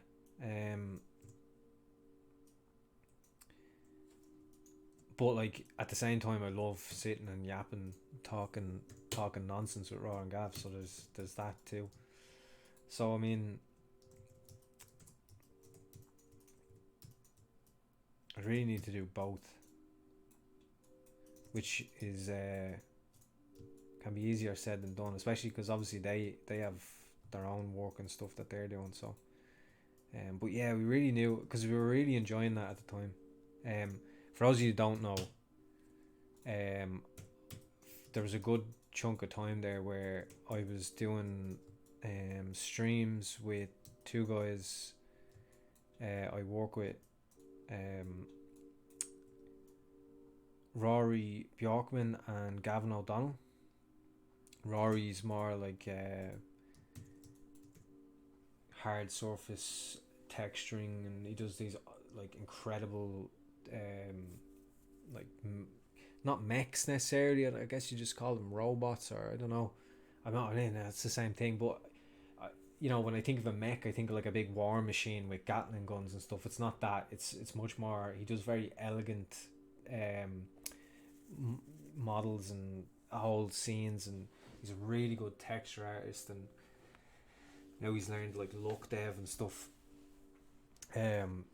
Without a doubt, one of the most talented people I've ever met. But even just talking to him, like, he's a nutcase in the best way possible, and antique mech, yeah. He's like a bizarre human being in the best way, in the most charming way a person could be bizarre. You know what I mean? And you can tell by the way he talks that there's a genius to it. I fucking love that guy. But and then Gav as well. Like Gav's a matte painter again, like super talented matte painter.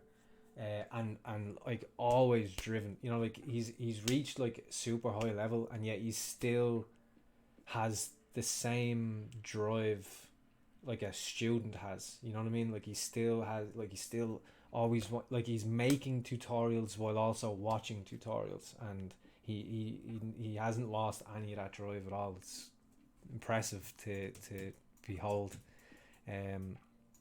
We call him Gavocado because he loves his he's really into like cycling, and he loves his he loves stay healthy, and just hear him talk about his gas, man. But yeah, they're fucking legends. So I'd love if we could get some streams going again, because they were always good crack. Always had a good laugh.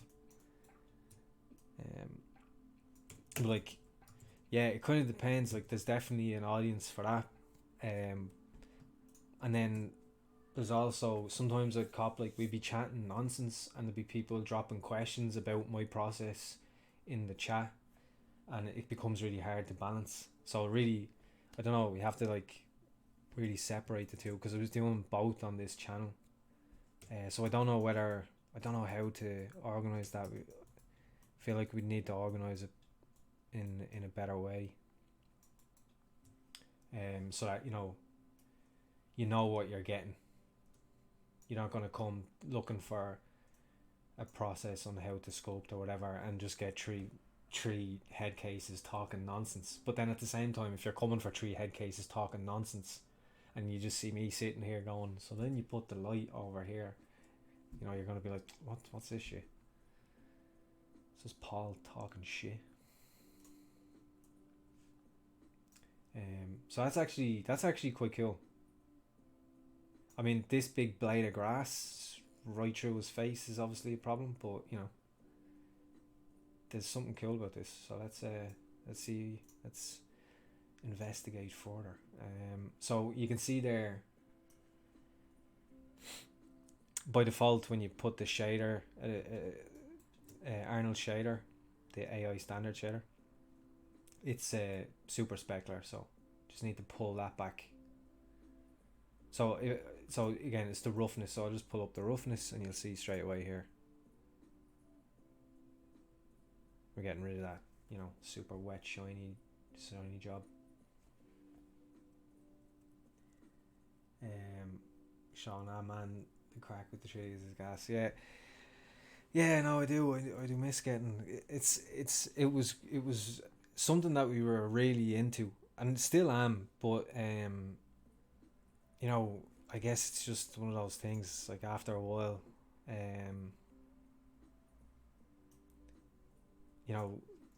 one of us says to the other, "Oh, you jump on the stream? I can't tonight. I have freelance, or I'm going out somewhere." Blah blah blah, and then it starts to slowly go away. But yeah, no, we totally should, because it was a lot of fun. At some points we were just sitting, like I was supposed to be sculpting. I was just sitting like for an hour yapping, talking nonsense, talking pony, while and not sculpting a single thing. Just sitting here smoking, talking to Raw and Gav about like the pyramids.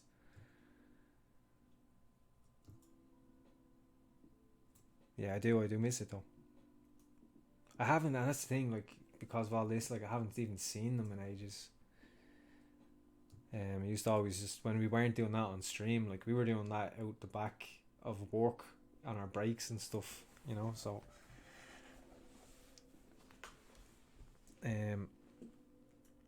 yeah, I don't miss the lads.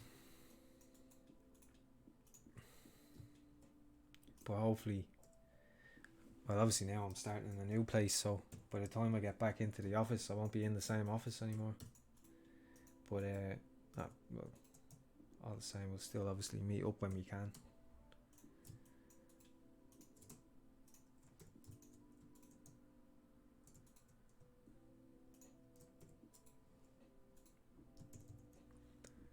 Just gonna tighten that.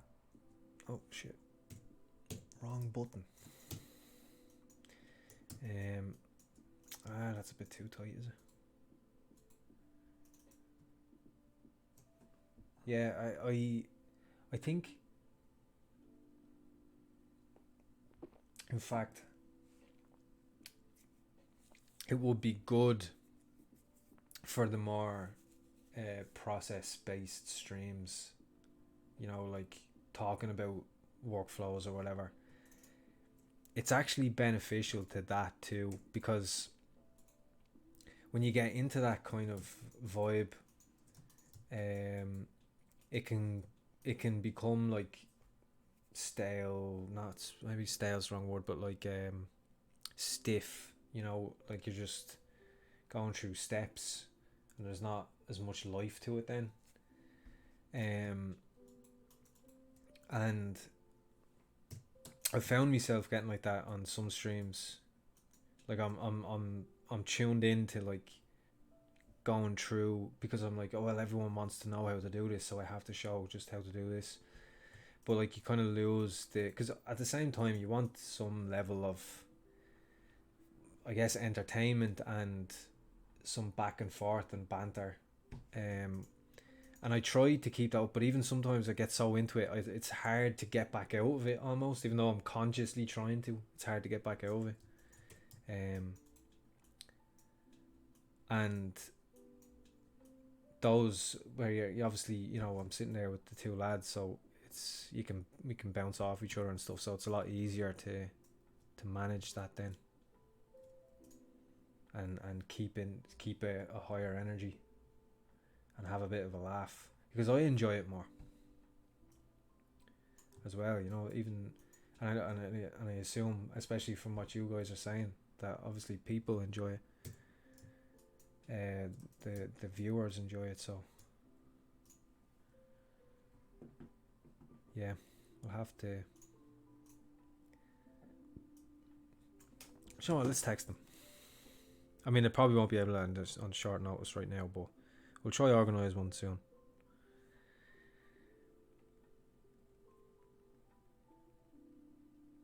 So I'll say, lads, I'm streaming here on Twitch.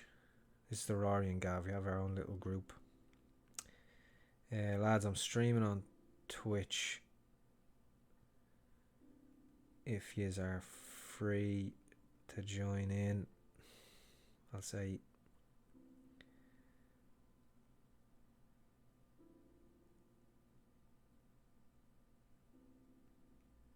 Hopper Sean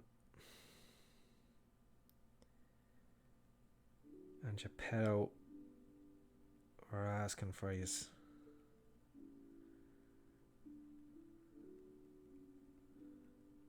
We can organise one soon if yous can tonight. We'll get on that. We will get on that.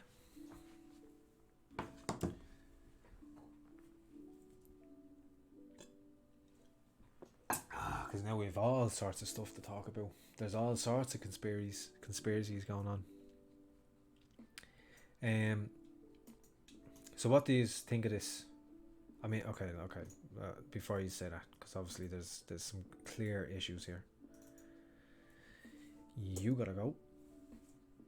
And maybe we can just.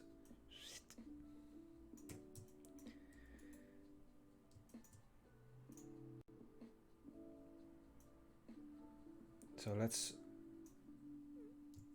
just let this render for a second and get a better idea. So straight away, okay, so the leaf is a problem. I think this leaf is a problem. It's drawing attention, the way it's wrapping and becoming like adjacent to this, or parallel, I should say, to this head. It's like wrapping at the exact, almost the same angle. Not exactly the same angle, but this is a problem with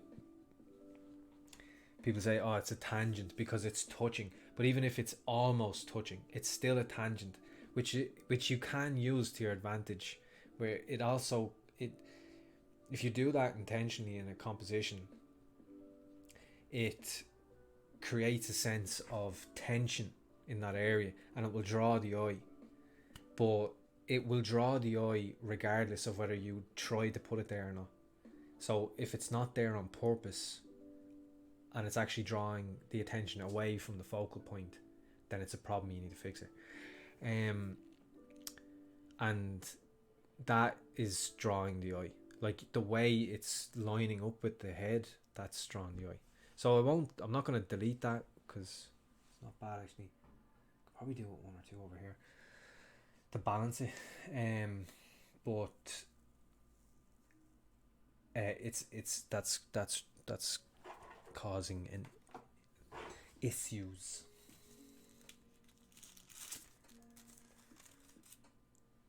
But let me know what you think. And also the bottom, the way that either I need to see the whole platform or the platform needs to finish at the bottom of the image and not before or after the bottom of the image and not be able to see it because it just looks weird. So I'm gonna let that render and I'm gonna just run. I need to go to the bathroom, so give me 2 seconds. I will be back, which is pronto.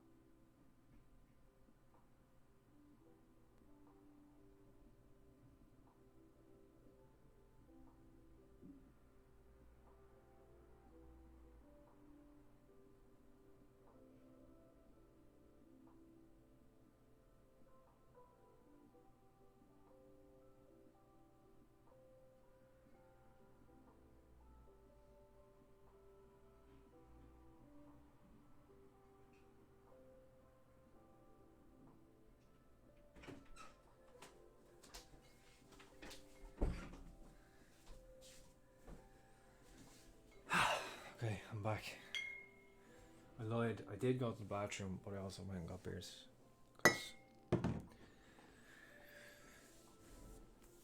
Because I'm spoiling myself, Tony. So what do you think of that? Let me know. Put it in the chat. Cool. Or maybe a big ball of shite. Whatever you think yourselves. I can take it.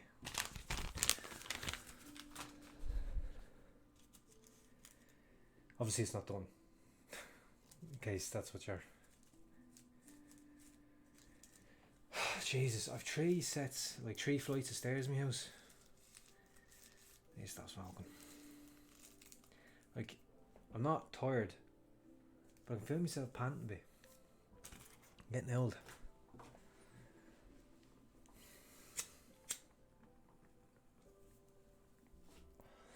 I hit me 30s like a shovel.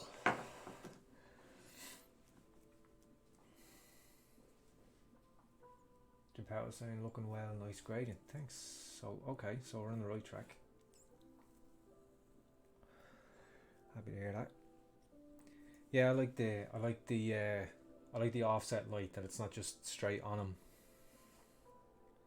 That gives some narrative, you know, because like a spotlight directly on it gives a feeling of like a museum like a spotlight directly on it that's displaying this model, where just offset it slightly and it looks like an unintentional light, like it's a light source from someone, you know, well, for in this example, a door that's not necessarily trying to point at him. Okay, so I love doing this as well, just because I love, like, you're looking at this, you're like, yeah, it's starting to look cool, it's starting to come together. And then you do the full render. I love, like, seeing the buckets.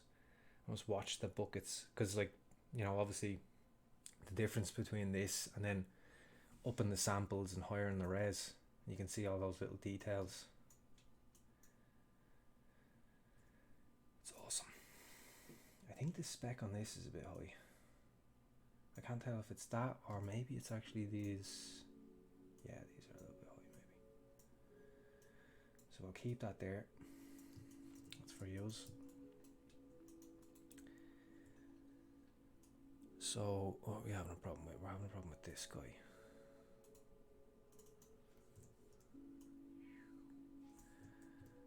I'll rotate that to get that, something like that.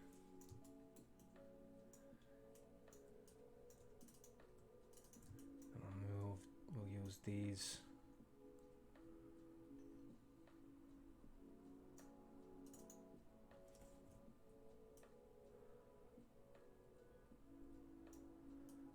I'm just looking at my other, so this is where I'm using this.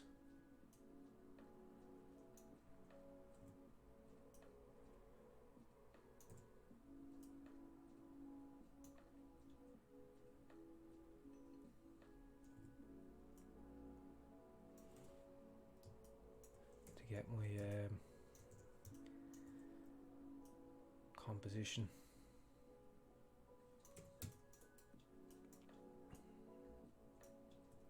These are a bit gone to waste. Maybe these will look a bit better over here.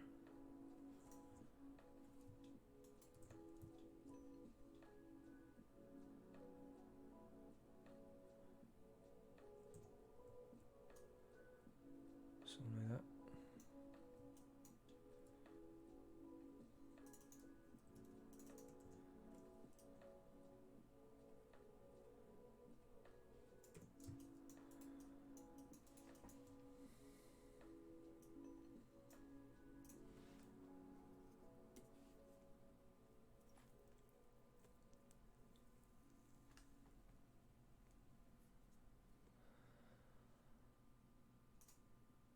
What's this now?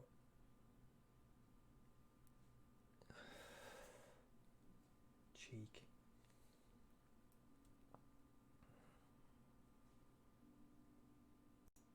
Yeah, it's not bad.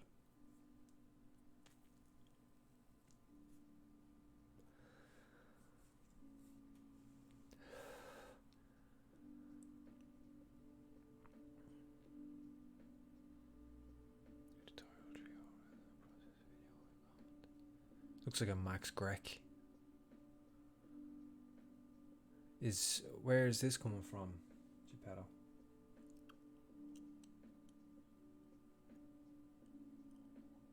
It's a good start anyway.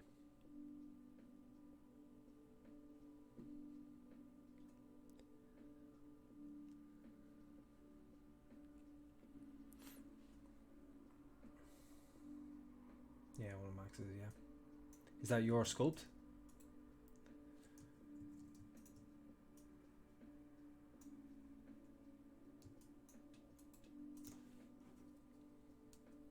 I was actually thinking of doing Mr. Who. He's another sculptor. If you're not familiar with him, he's really good. I'm sure some of you are at least.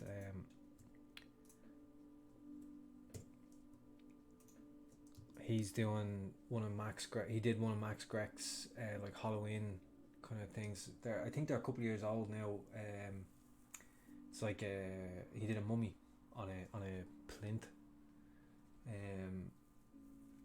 And he did a fantastic job. I was thinking of doing one of them just for fun, because like I like doing my own designs. Like this is my own. I did a sketch like I have on Pixelogic. There's a video there, and you can see the sketch in the corner, and I sculpt the head. I did this stuff off stream, but and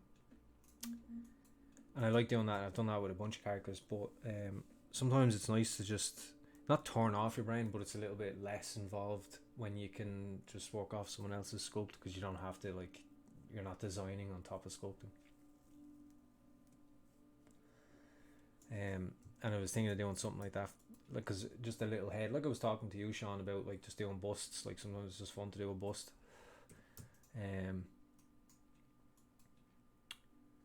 For that exact reason, just take one of his and sculpt him. He's not easy to sculpt. And yeah, see, Geppetto, you're saying that's your my sculpt, but when you rotate it, the wide cheekbones look mental. Yeah, that can happen.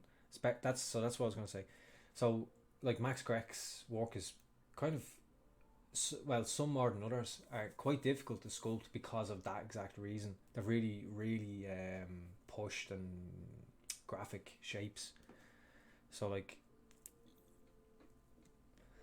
making one of his sculpts and making it so that it rotates well is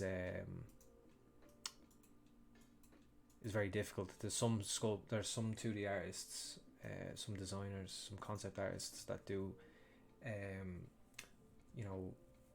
designs that are very easy to turn into 3D. They almost sculpt themselves in comparison to some others like Max Greg.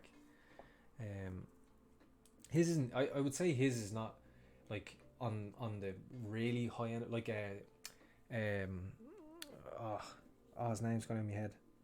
Is it Scruffy Shenanigans? Right? Am I saying that right? Pretty sure. Scruffy Shenanigans. Anyway, he's actually an Irish guy as well. I can't remember where he's from, but yeah. Anyway, he's Irish anyway. His stuff is harder again. It's fantastic. Like his work is great, but it is hard to sculpt, which is why it's actually interesting to sculpt. I did I talked a little bit with Shane Olsen about that. I know some of you are in his course, and I did a little video with him on some hands. That if you want to check out, you can join Shane's course, 3D Character Workshop, and you get access to stuff like that. And I did a couple of I did a hand from Scruffy Shenanigans, and we did some feedback on some of the people in the course that also did the hands as well. Some of them are amazing, some of them are really good. You can clearly tell they're experienced sculptors. Okay, what do we want to do with this?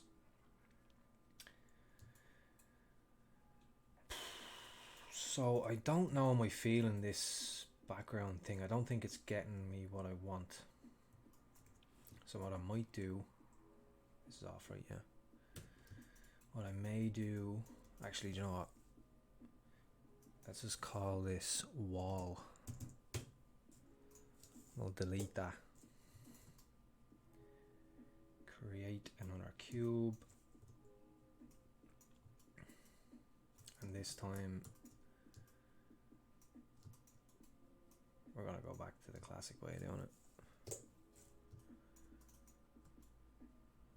Flip the normals.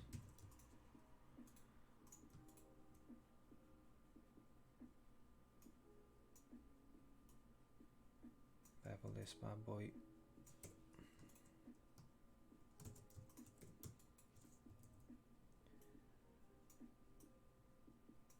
Oh shit. Oh, I think I created a random cylinder there. Where is this gone?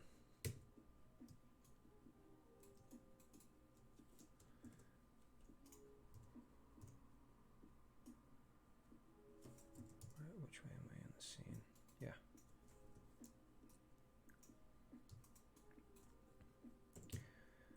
Just snap that down here. Put that to 0. Actually need to drop it down a little bit. just to get under there. Actually, we can snap it to the bottom of this.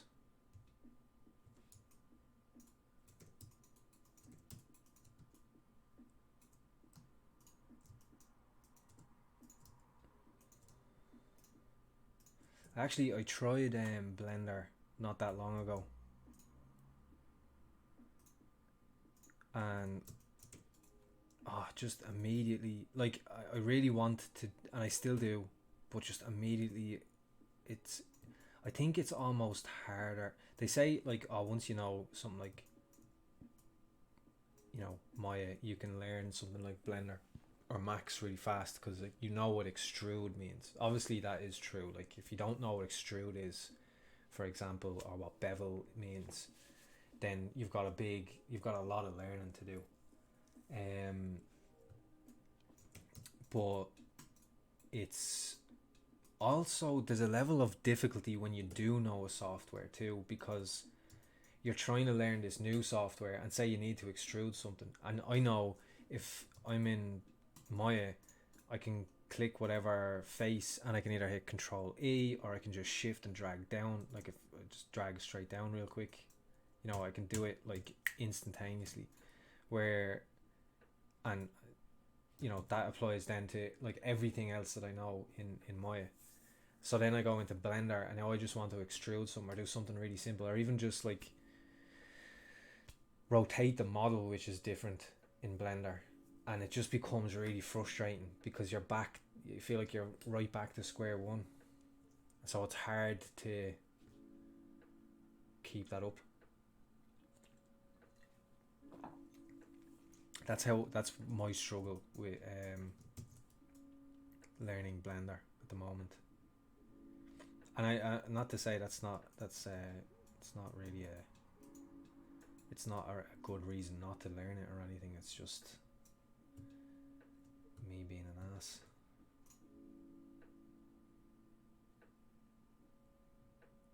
Oh look, I can see the outside of it. I need to hurry that up.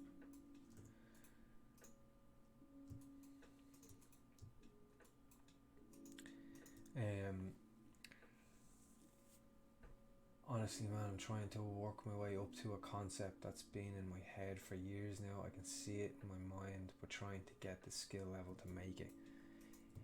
Yeah, that's definitely a thing. Like, it applies to sculpting and definitely to drawing too. Where your like inner eye. So you say like an artist's eye, you've got a good eye.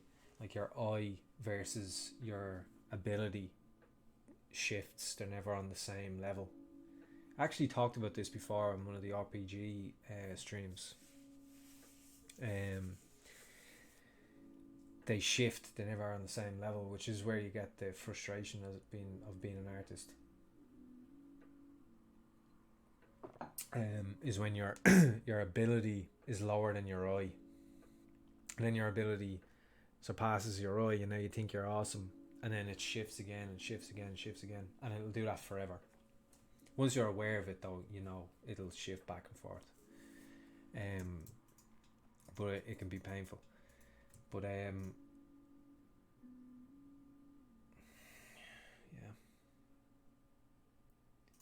Okay, we need to work on this rim light. Or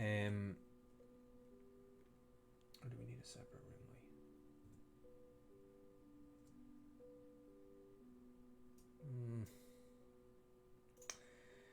Anyway. And yeah, so like when you have a concept in your head, like you've got like a cool but fuzzy image usually in your head, right? Like, disagree, you can tell me if I'm wrong. If you have a very clear, because usually if you have a really clear idea in your head, then it's a lot easier to put down.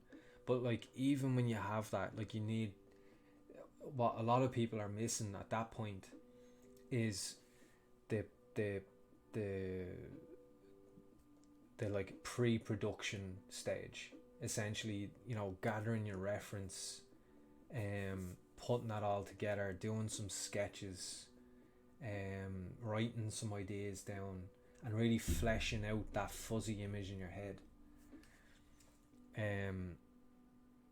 Not say you haven't done any of that, but like that's just often the case for a lot of people, is they just haven't taken that time, because it takes a lot of time.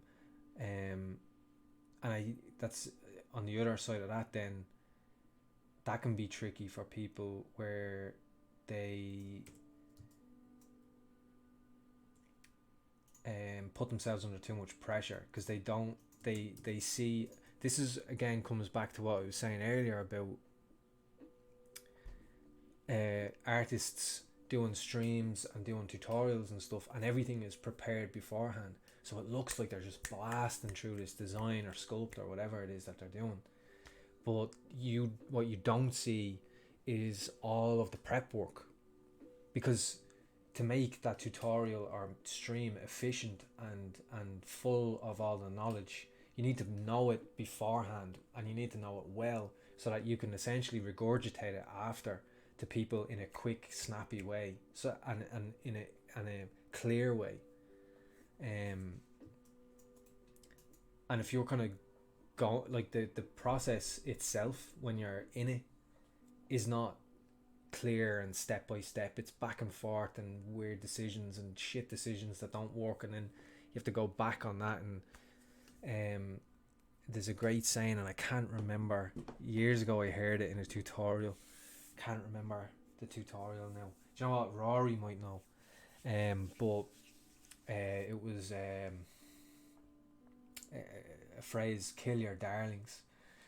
So, you know, when you're doing a design and you've got this cool helmet, say, on this character, but it's just not, the helmet is not and you're really happy with how that helmet looks, but it's just not working with the rest of the outfit, the costume on your character.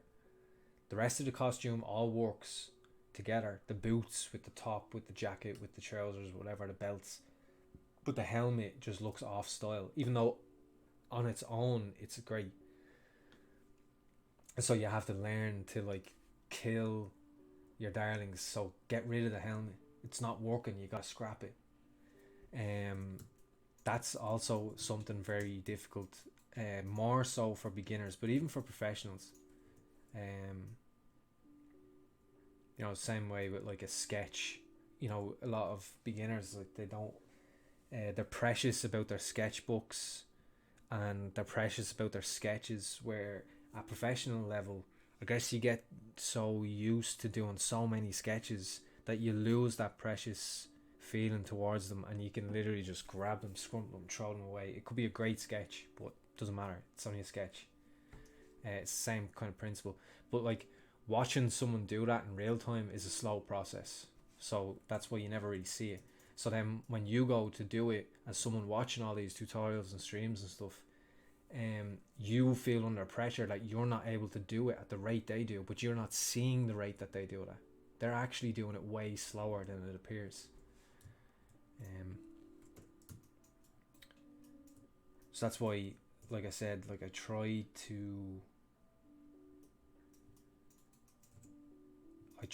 kind of try not to be overly prepared, and I don't mean like, because I know that could come off like, yeah, right, Paul, you just don't want to have to prepare before the stream, which is a fair assumption. But there is a certain element of preparation that I do, but I stop myself at certain points. I'm like, no, I'll figure that out on stream, because I want to figure that out with everyone, kind of.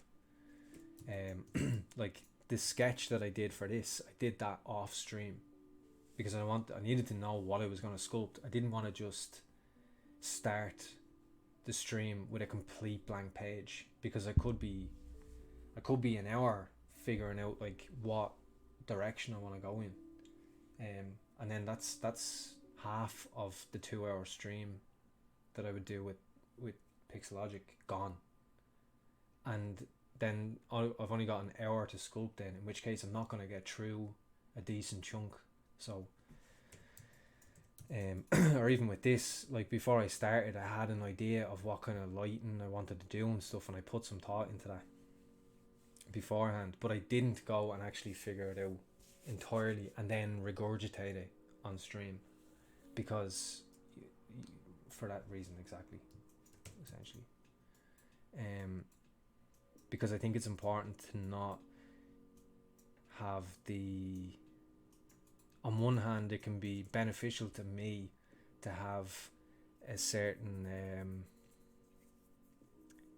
you know, to come off like I can do this really quick, and I could, if I did all this preparation and then streamed it, then it would come off like, wow, Paul's amazing, he just flies through all these decisions that he's just making immediately, and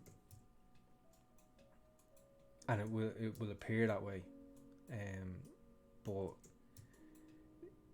the reality is not like that. Like the reality for 99% of artists is not like that. Like obviously you've got like your just people who are just on a different level,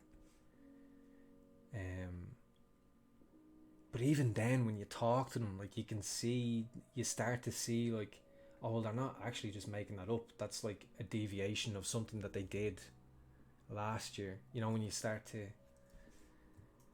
or a deviation from a sketch that they did 2 months ago or whatever.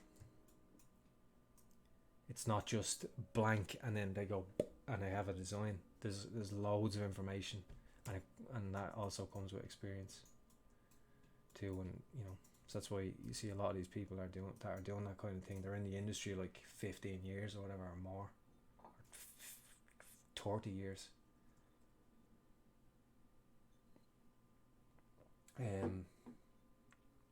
Nomads is saying, I realised when I drew that I was always drawing really fast, but then all my pieces looked unfinished, like speed paintings. I learned to slow down and to stop comparing myself to the speed paints I see on YouTube. That is exactly, there used to be this Facebook page called Spit Paint. I say used to be. I used to be on that. I'm sure it probably still exists, but I remember in younger days when I would post random shit online, which I don't really do anymore. But I posted this comment on it, that actually ended up getting a lot of attention about. It wasn't like I wasn't shitting on the page or speed painting. I think speed painting is really cool and it has its place, but the problem is the beginners that are unaware of speed painting, which is the same thing as people who are unaware of the process that happens before a tutorial or a stream. In that, for beginners, so I had the problem that you're talking about right now with my painting. So I was learning the fundamentals and I knew what the fundamentals were and I was practicing them, you know, like your volume range and your composition and your line and your strokes, using texture, all of these different things, and then obviously your color theory, and I was learning all these things, and but I was watching speed paints all the time. I thought it looked really cool and I wanted to do that, so I had a weak understanding of the fundamentals, but I was trying to speed paint like I was seeing on YouTube and stuff. But the difference is the people, and they are doing speed paintings, like as in, you know, like your Guru Fajita or Fajita. It's not Fajita, right? It's Fajita. I don't know.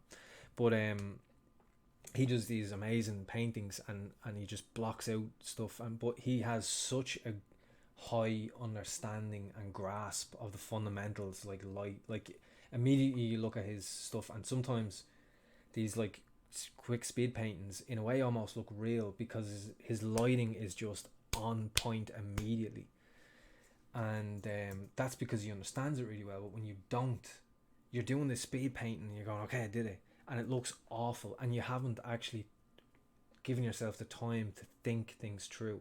And when you, it's so another way to explain it is like if you learn to play the guitar, when you're learning to play the guitar, what's usually best is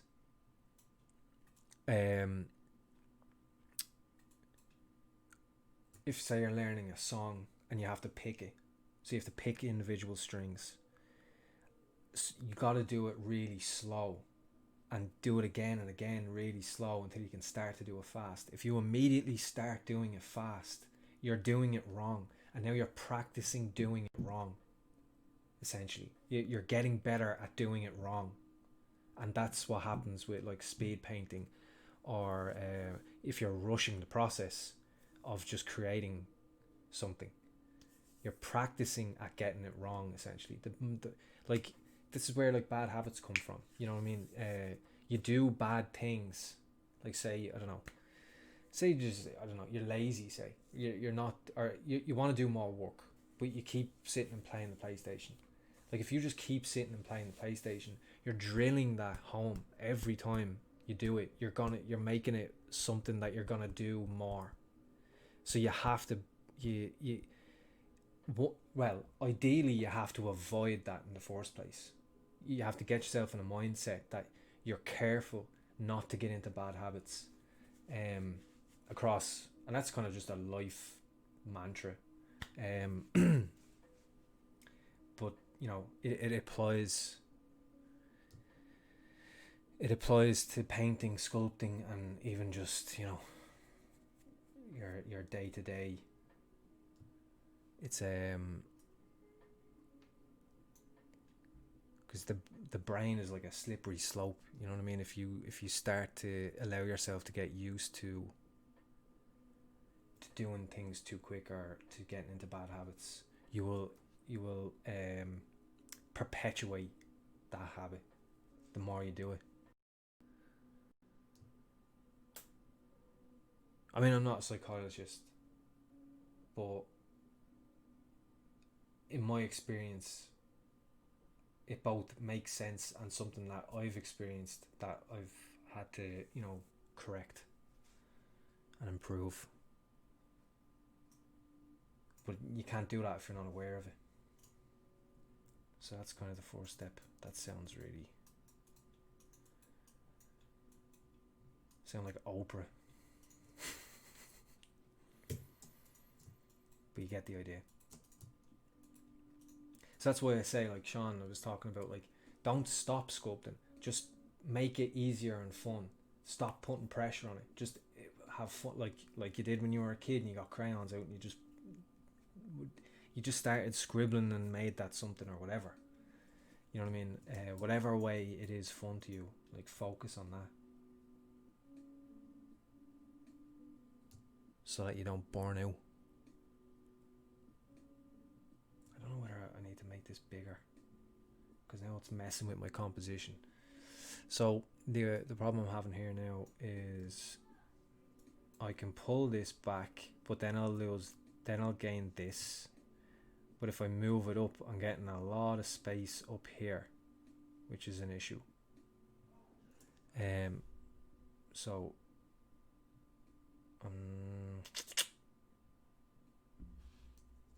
I'm not super enjoying the light in this.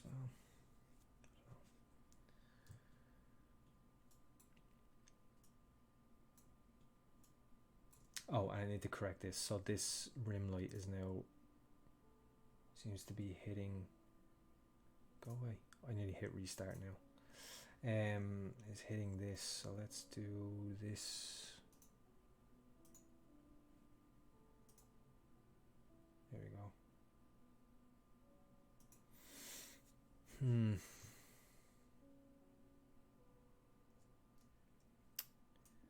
So, okay. What I kind of want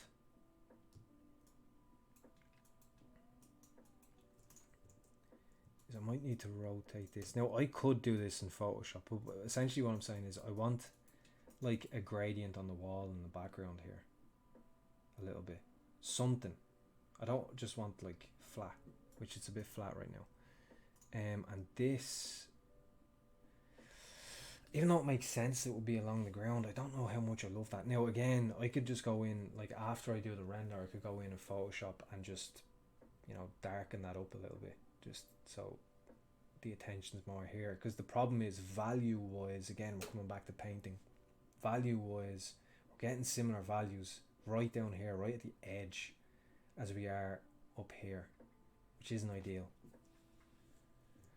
And again, so I could fix that in Photoshop, but like maybe if I can fix it in here, I'd rather do that. I prefer to do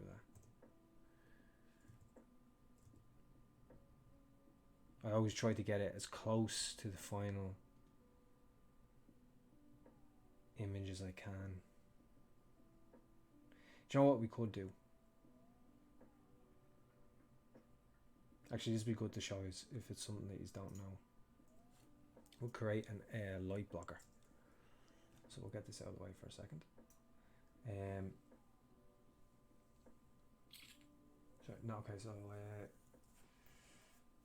Nomad's saying that scares me how we can learn both ways. We can either learn things the right way or the wrong way. Progression and regression are two sides of the same coin. Yeah, exactly. Yeah. It is. It can be scary, but like it's less scary when you're aware. A lot of people don't even realize that that's what's happening to them. That they're perpetuating their own bad habits. So I guess, as cheesy as it sounds, the answer is educate yourself on everything you can.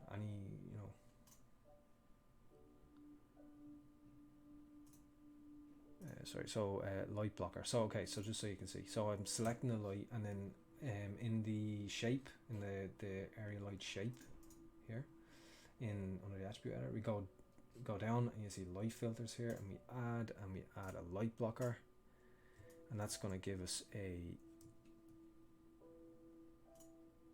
come up as a transform here. It'll be on the world origin. So let me just scale it up and see it there. So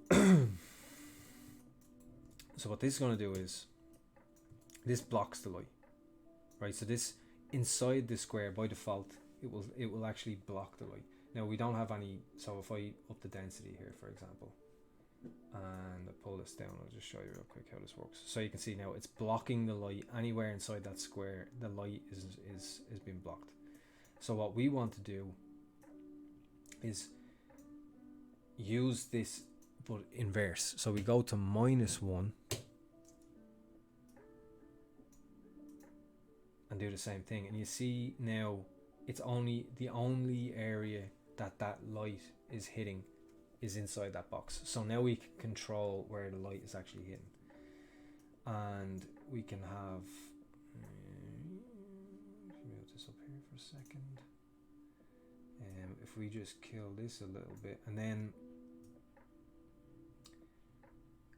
so that it's not as harsh, and we're going to just increase the height width a little bit, and what that's going to do is that's going to like feather the edge. So let me pull this in, sorry.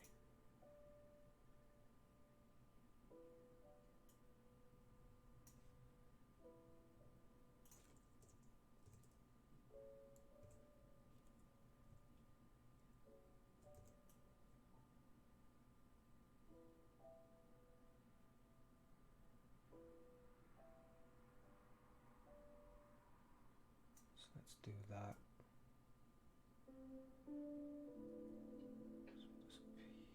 Okay, we'll just put it there for a second.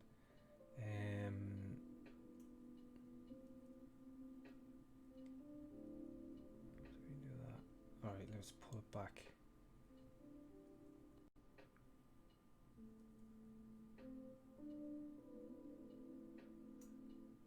So it's still getting here a little bit, but now as you can see, remember before, that light was like as strong up here as it was down here and going right off the edge.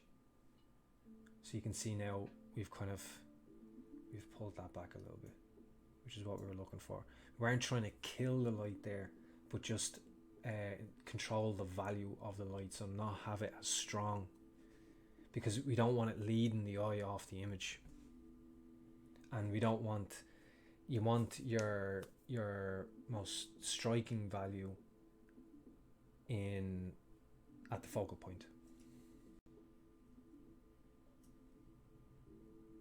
Now something I'll also do with renders, like at the moment I am thinking of the actual final composition here, like I'm thinking of the final composition, but before I'll render, I'll often like pull back and render a bigger area, and that just means I can crop it whatever way I want later, because I might want to have a couple of different, maybe I have a different image with like my logo somewhere on it, so I want to crop it slightly different, whatever, but at least the option's open to me then, and I can crop it in post.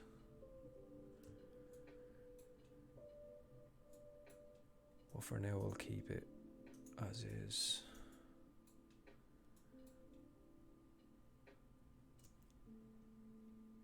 Maybe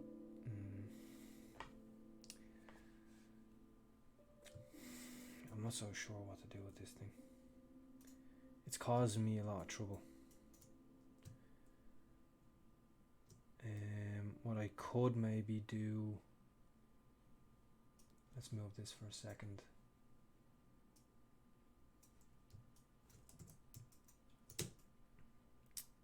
Yeah, we're going right.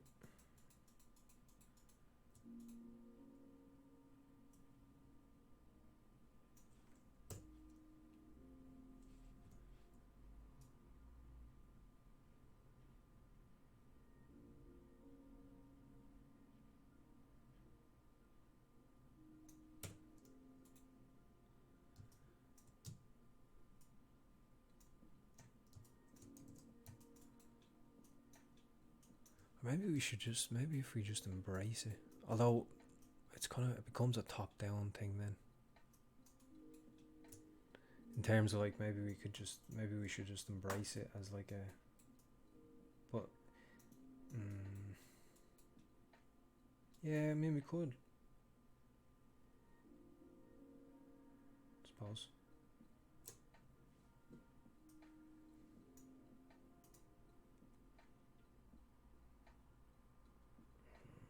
I don't know how I feel about that.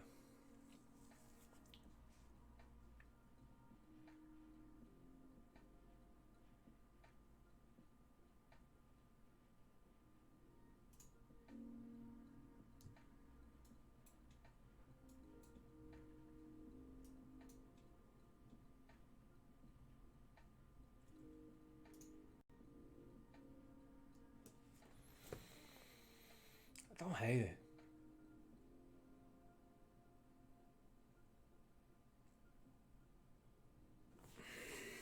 I don't hate it.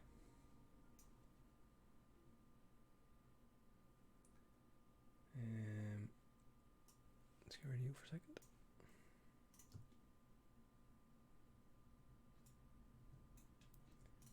So we've got a little wiggle room here. Probably sits a bit better like that.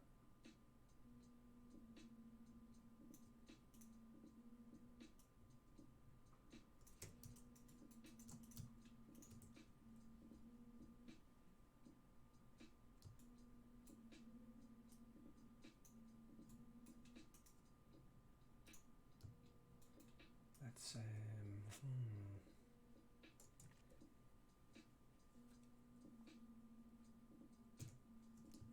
let's hide this for a second.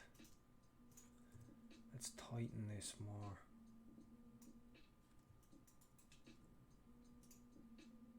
Let's see, can we do something a bit better with this? And let's actually tighten this a bit more. This moonlight.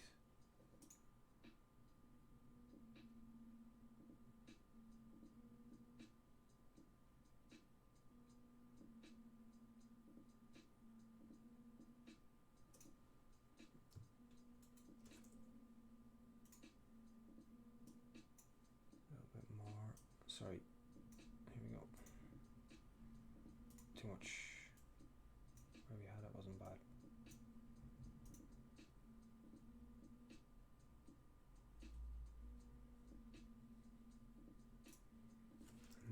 let's unhide the rim.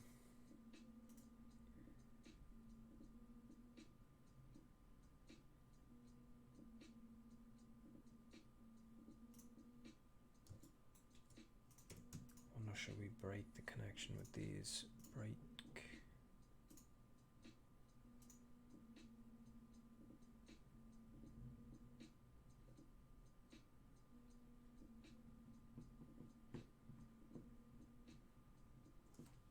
Yeah. That purple's a bit strong now. Let's keep the brightness.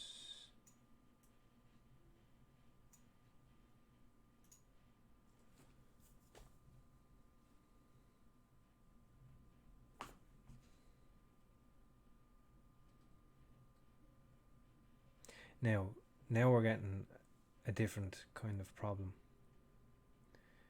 where the light is shining through this eye and it's hitting the inside of the head just here, and now this is matching this.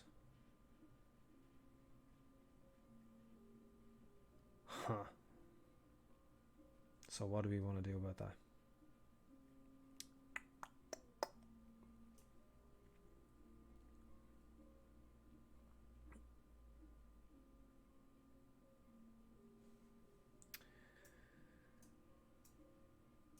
Stop. Oh, save. What can we do about that? Oh, did I kill it?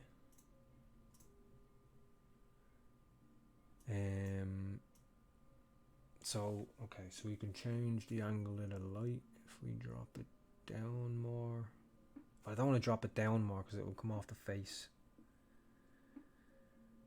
We drop it. Let's rotate it and see where we end up.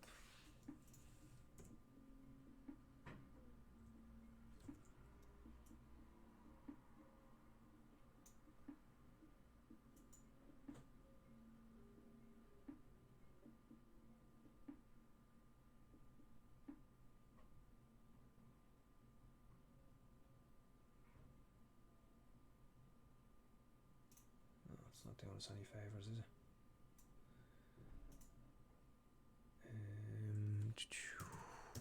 11.5.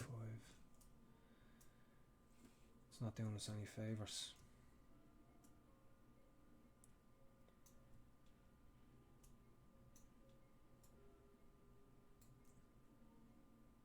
So here's something I actually haven't tried before. Let's add another light blocker. It's getting a bit forced now though, which I don't necessarily like.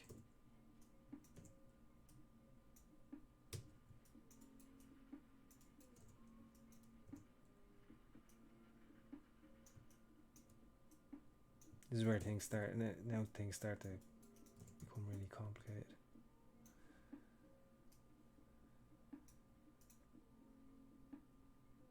There you go. Oh no, it doesn't fix the problem. Oh, you know why? That's why.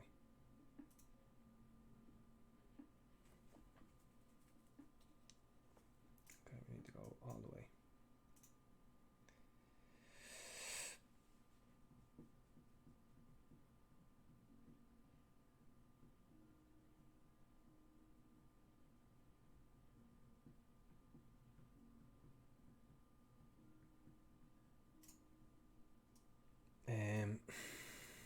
So I might have to tighten this a little bit and just stop it from getting so. Actually, I might need to move those. I might just need to move those. These blades of grass, because they're catching the light like really strong.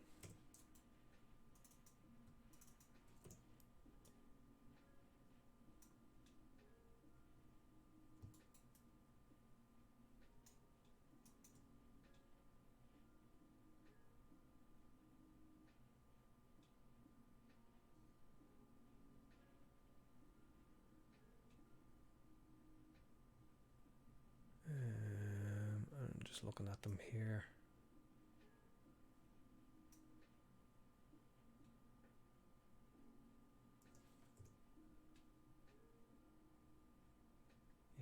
works, I guess.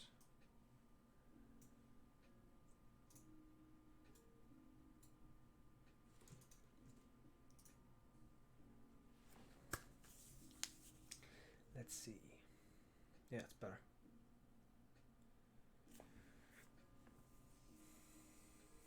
Okay.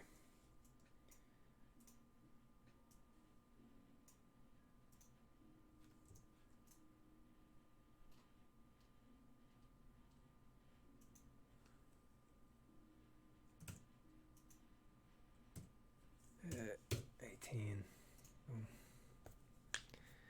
Something a bit more striking, maybe.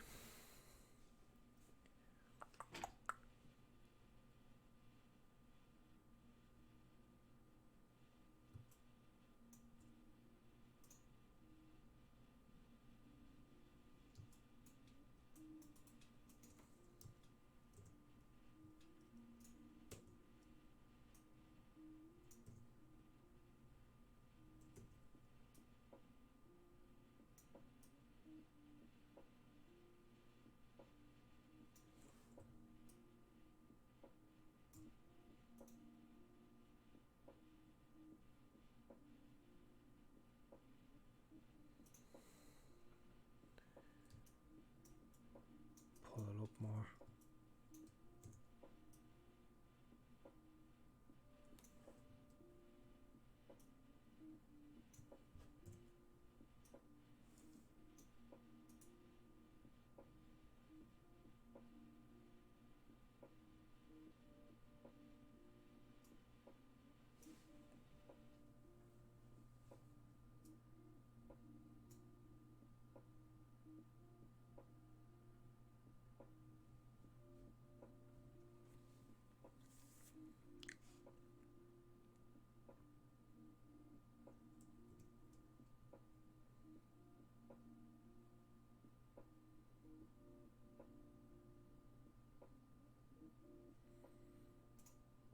Okay. Let's try.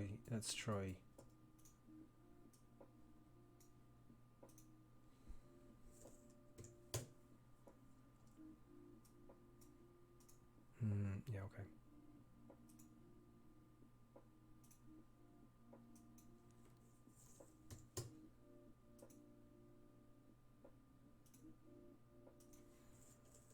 I'm gonna lower this a little bit.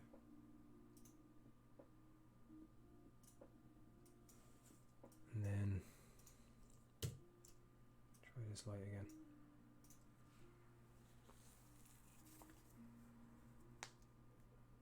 Nah.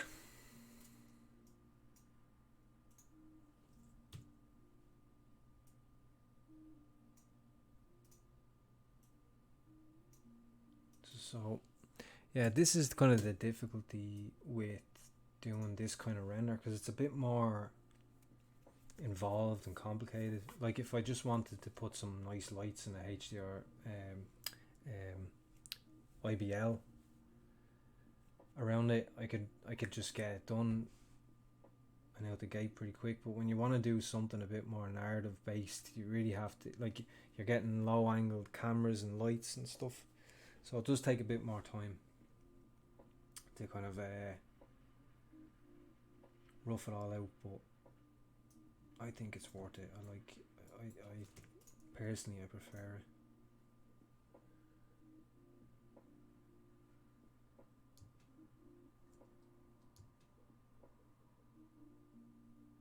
So I like what the rim's doing, like here, for example.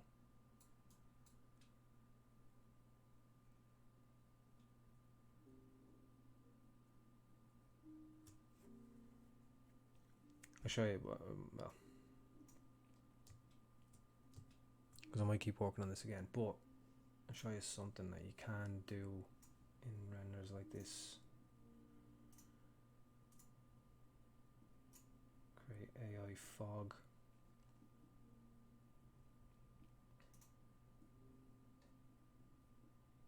So we'll stop that for a second. We'll change.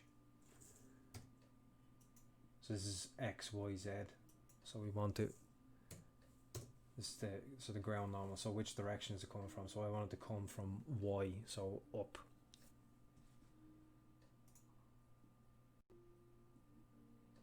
So you can do that kind of thing. Put height to like, no, 1, see what that looks like. Probably too low. Yeah. Put the distance to I don't know, 0.8, 0 point or 0.08.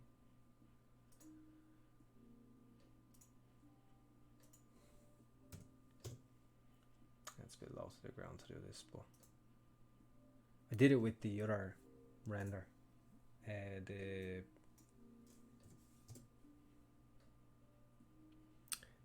All of our pumpkins together, I put it at the bottom of like the podium kind of thing, and it kind of worked cool, so it's an option. Let's go 0.5.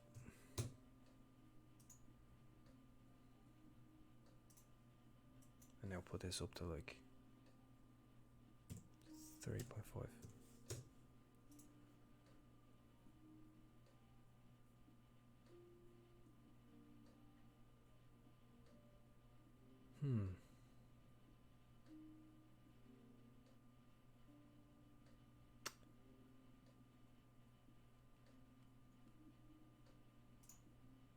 Because that's another thing you could do is like maybe not with the AI fog, but maybe with the atmospheric volume, and put a light in his head, and then like you can see the beam kind of the light like coming out of his mouth and eyes.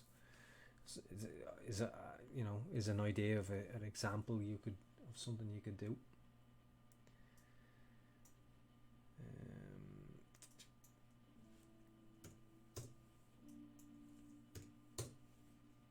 Because it's not, this is too it falls off too quickly, really, I think.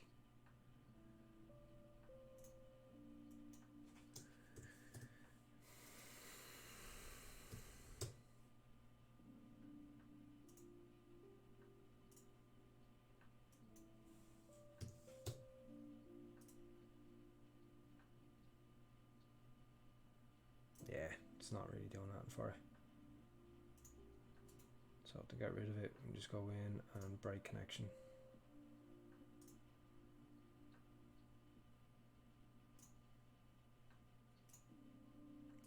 But just to show you, that's something, that's another option of something you can do. So I was hoping though to have a cool render at the end of this stream to show you, but such is how it is. Can't hit the nail on the head every time.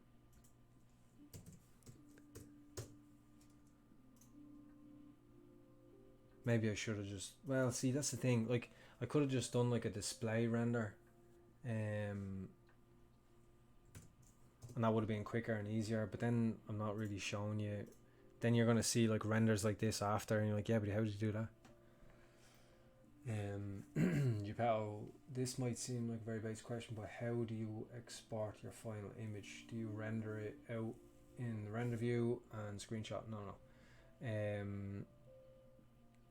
So when I'm doing the final render, you can actually go in and do render here, but usually I open here. This is Maya's render view, as you probably know. Hit render, let it render out, and then you can just go up file and hit save image there, and then you can save it as whatever, like a TIFF, JPEG,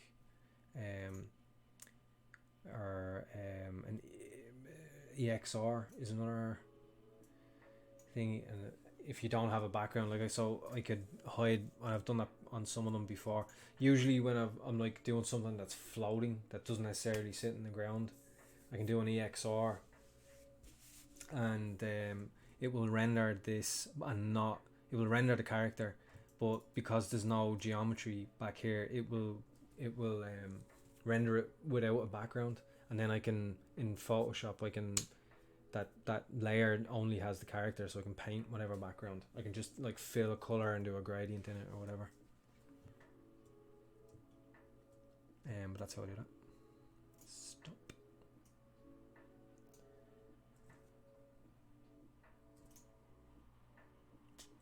I'm thinking maybe I just need to kill the saturation in this. Let it be.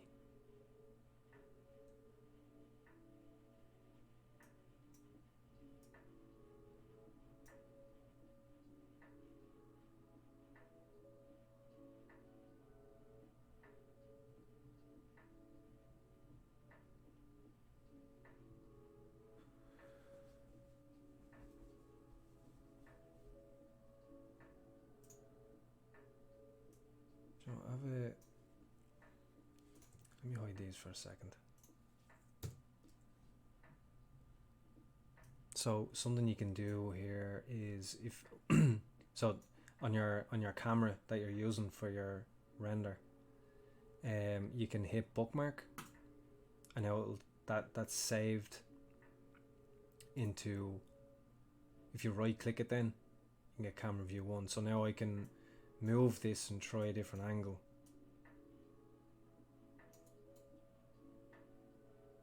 For example, hit bookmark again, and now if I right click, I can go to either of them.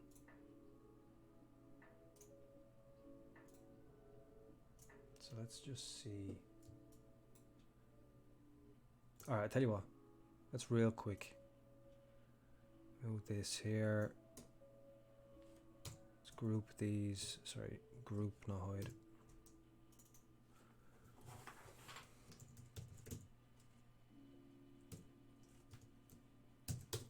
It's N for narrative. Let's take out the sky dome. Yeah. Let's put the light blockers in here as well. Sorry. And hide these real quick. Let's make this visible.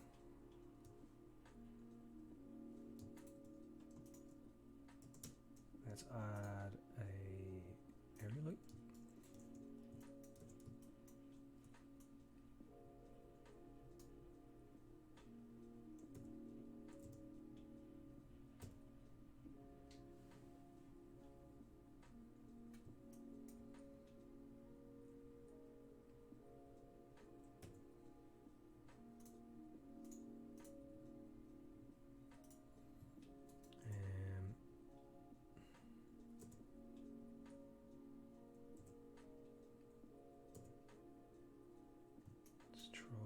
There.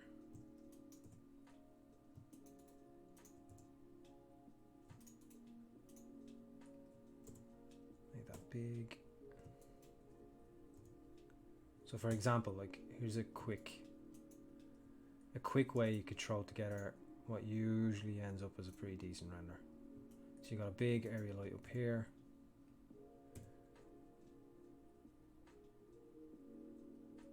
Take a key light, let's say we'll put that on this side, and we'll put it pretty close to the side, and then another one, I'll just duplicate that.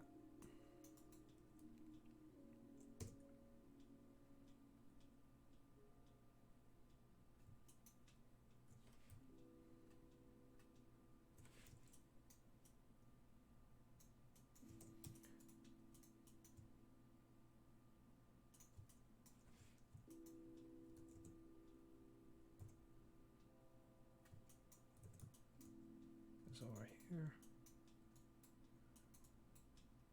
and another one.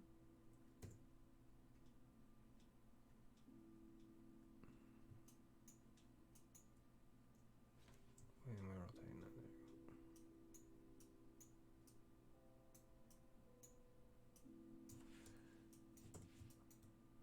Like back here. So just to show you.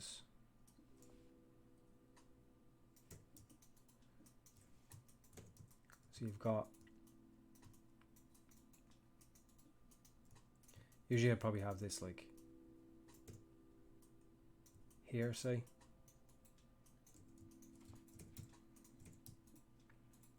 And even sometimes I'll have another light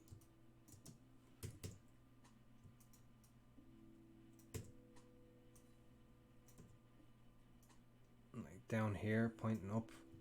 Have this really low and have that as like your fake bounce light. So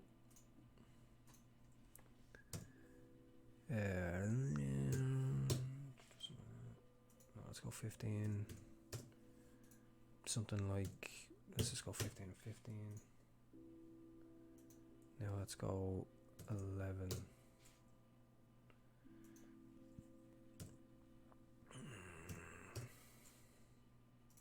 these numbers are not anything specific. I'm essentially pulling them out of my arse, but like I know more or less what the effect of that number is, more or less, but like you always have to check the render. No, I've put that too high actually, because that's gonna be a secondary to this, so I need this at more like probably 8, and this at like 12. These actually might be too high, but let's see.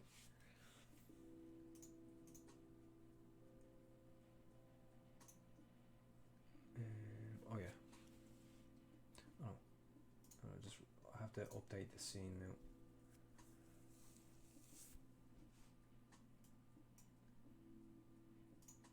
All right. They're not too high at all. So now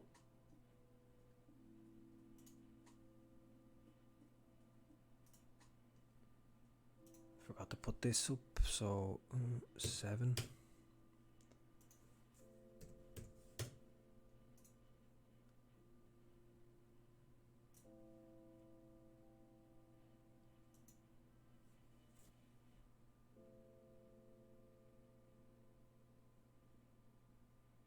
So 7.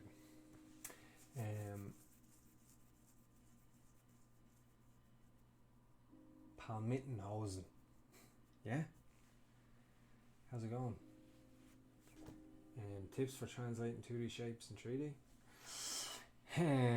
That's a loaded question, mate.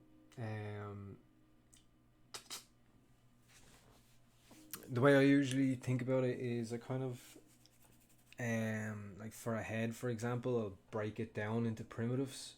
So like the cranium is a sphere, and then like the jaw and cheeks are like a kind of cube, and you know, pull that into like overall shape, and then your nose is a separate shape, and just pull apart and use those as separate subtools in Zbrush, and move them around, and then sculpt into them individually, and then you can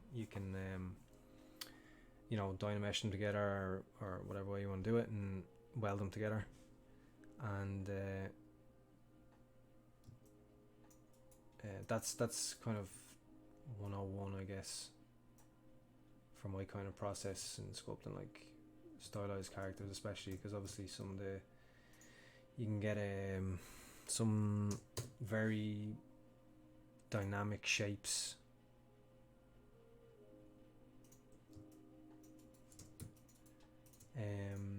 Very stylized dynamic shapes.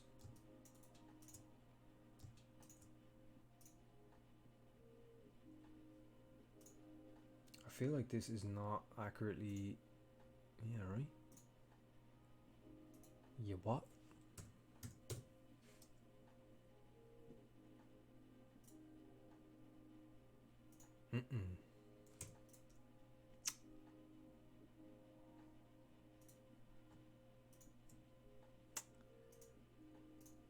Make sure. Here we go. Knew something was wrong.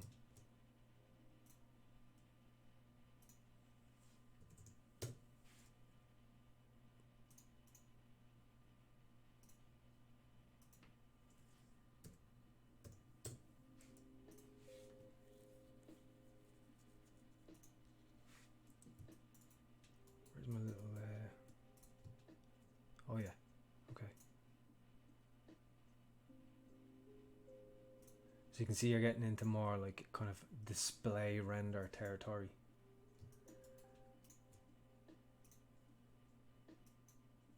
I don't know, let's get this to like 14, just go a little bit, probably too far, but let's just see.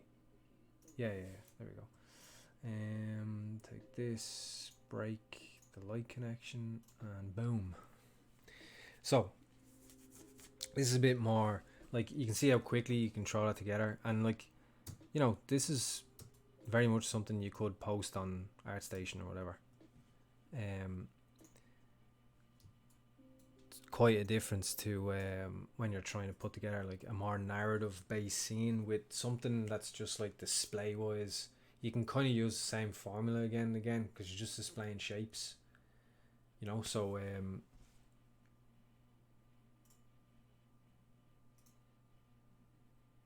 So is that like a specular issue? Is that what that is? Weird to me. It is. Look at that. Roughness is right down. Yeah, and where with this kind of render you can put something pretty good together like fairly quickly. Let's.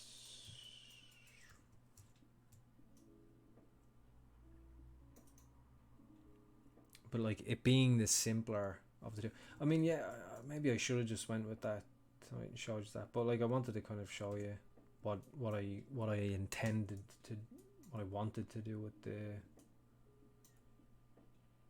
for the final images. I will have something like this in the renders as well. This is it, like displaying, like for your portfolios, like displaying your work well is very important. Like you can have a great sculpt, but if you just quickly, you don't have to change any settings, right? And you just go in and hit Shift R and render it in ZBrush and chuck that into your portfolio. Like you're selling yourself short so badly. Like a good render can take, like lighting, good lighting can take a character and like amplify it tenfold. And so you definitely should do that, you know. Don't skimp on your lighting, because you're doing yourself an awful disservice.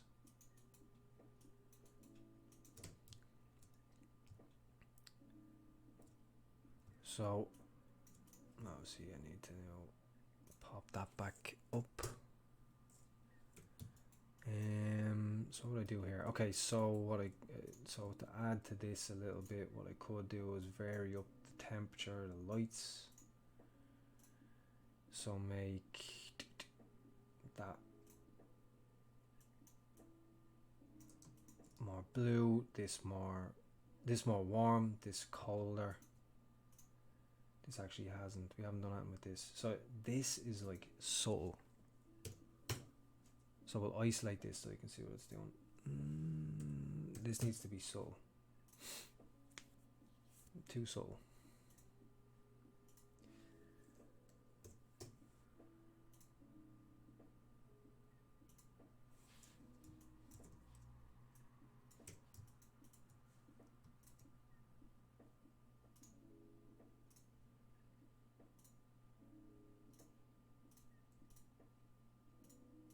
Could be just that it's breaking under that. So let's break the light link.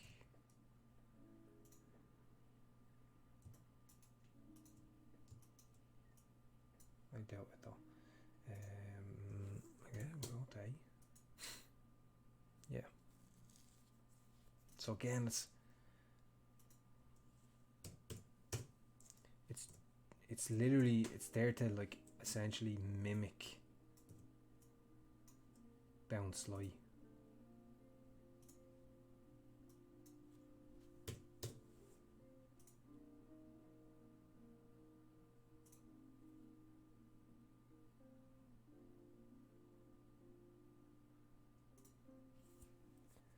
You know, it's not there to you know, it'd be different if you wanted like a bottom up lighting type thing, like a spooky lighting, which for this character you could go with. But I want, yeah, just I don't want something too fancy there. What else do I want? I want to get rid of, I don't want these necessarily. Break the light connection on that, and then break the light connection on this, and then this guy, we can do our trick from earlier where we can create a light blocker.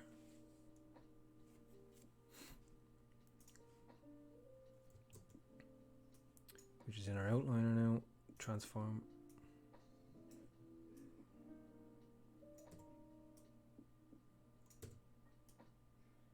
That up and around them. And what we can do actually as well is even just lift this a little bit. So again, like I said earlier, we're putting this to -1, so it's only the light inside it. And then we can bring this up, and this will again taper the bottom, so you can get like a nice gradient from the top to bottom by using which I do often, by using the light blocker. So the light's hitting the top of the head and you get a nice gradient where it gets darker as it goes down.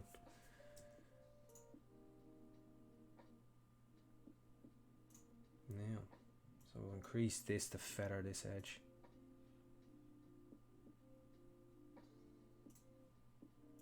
Let's just go nuts.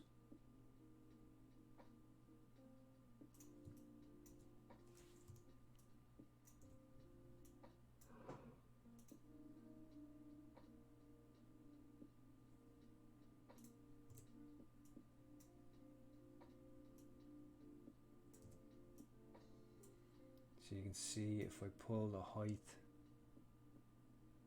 right down, it's over the head there. So watch. So I lose all the information from that light outside that box. So I want to do something like that, and I'll get more of a gradient then, you know. So I can use this to control the gradient.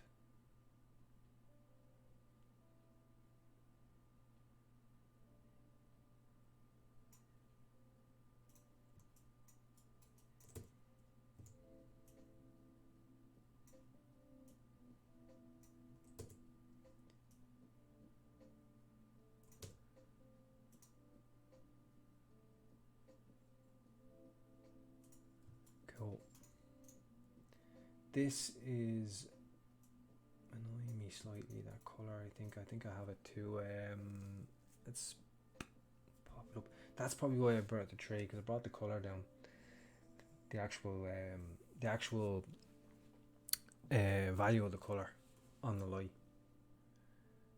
So let's pump this up. And it's gonna probably, yeah.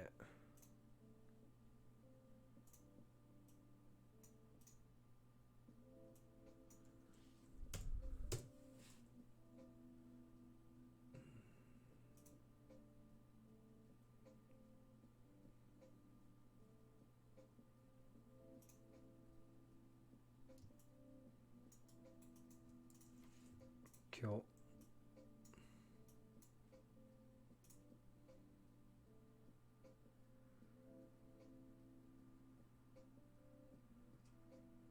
So there, you could do something like that.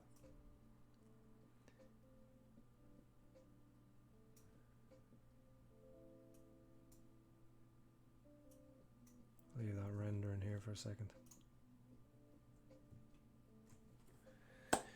Yeah, so you could do something like that, and that's pretty quick. It's a couple of lights. You could literally follow what I did there, and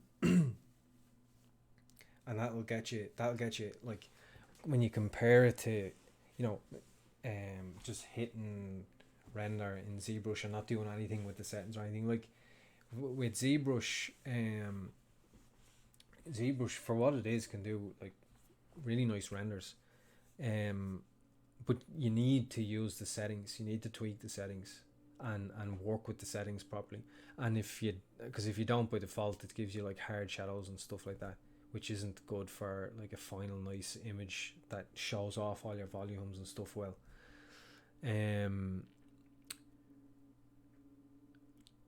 I would say it's probably more set by default for just quickly rendering to get like a fresh view of your character with some, you know, more substantial lighting information on it, as opposed to like supposed to be for a final render.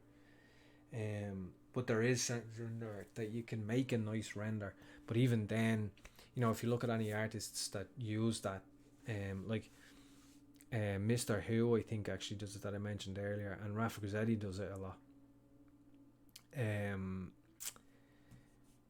where you can take your render from ZBrush and you can actually get the different passes like the alpha channel and stuff out of ZBrush and bring that into Photoshop and composite a render from there, which is a completely viable way to do it, because, you know, at the end of the day it's just getting an image of your character that you sculpted that's well presented. So you know, you can use that process, you can use Arnold, you can use whatever render you want, but the intention should be really to, you know, if you're not used to that, like look at other people's renders and kind of see what they're doing with their renders, like other successful artists, so you know that like what they're doing, like someone who's established enough that you know what they're doing is correct. You know what I mean? You can trust better that what they're doing is correct. Because not obviously there's lots of artists out there that do it incorrectly. And some that just do it better than others. So and there's artists, there's lighting artists as well. So look for them too. Check out their work, see how they render. Try to, like, it's like anything. You can try to mimic that, and then after a while, when you start to get used to it, then you can start to put your own twist to it. Like doing a display lighting like this, like you could just follow what I just did there. It's very simple lighting setup. Like you can see there, it didn't take me long at all. To get like a render like this, and obviously I'd have to render at full resolution and stuff like that. But you know, I'm not going to expect you to see here while I render an image. But you can, you know, put up your resolution and stuff and render something like this, and it's this quality for a portfolio is perfectly reasonable. Like if you're a character modeler, this is great to see in a portfolio, because really at that point, you know, when you're interviewing someone for that job, what you want to know is, are they a good sculptor? Not necessarily do they make nice, are they a good lighter? But the thing is, if you display your sculpts well, one, it shows off your sculpt really well, so they're more likely to see like, wow, that sculpt that this person has made is really good looking sculpt, because the image is really good looking. So that's the obvious one, so that's clear.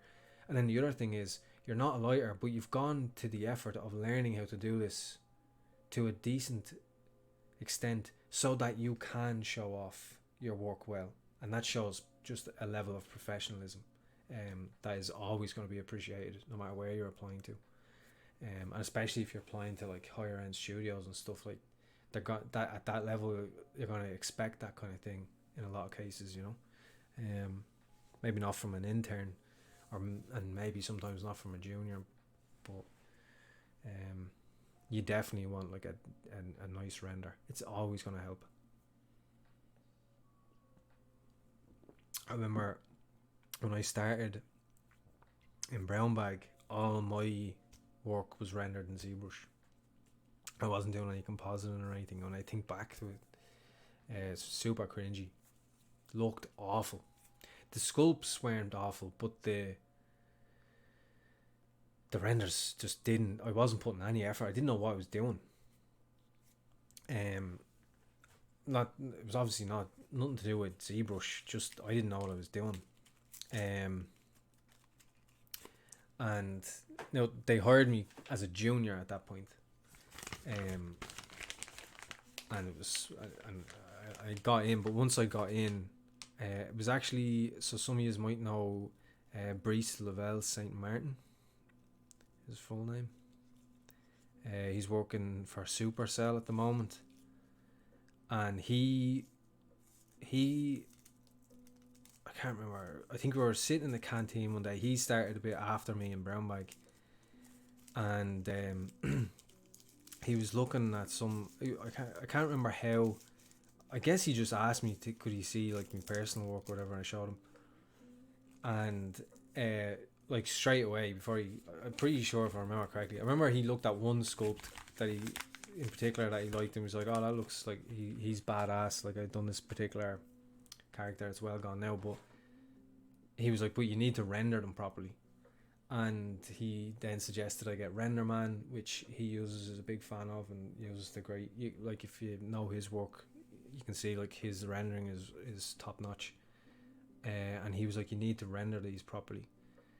And at that point then I realized, like, that showed me where the bar was. I didn't even know where the bar was at that point, so I seen that, and then I was like, all right, I've some stuff to learn here. So I started. That's a good few years ago now. But it was actually Brees who said it to me. I know at least some of you will know Brees. He's very popular. Yeah. So, highly recommend it, and really important for your portfolio. On top of, obviously, as well as showing the technical sides and stuff like that, which I need to do more. Because I do it all the time in work, and I'm very able to do it, but I just haven't taken the time to like do renders with Topo and put it into my portfolio.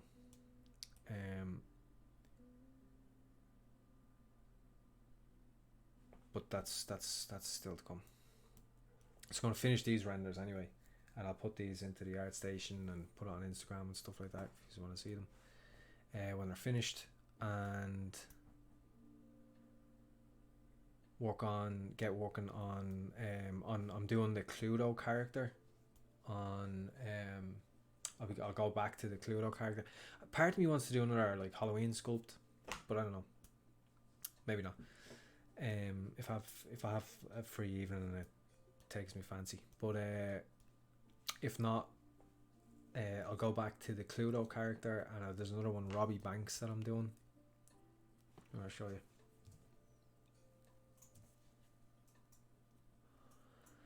These are obviously work in progress.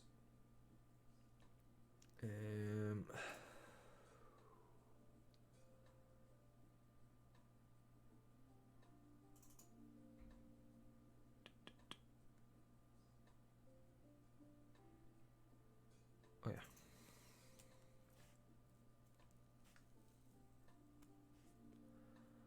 Where did I put that? Robbie Banks.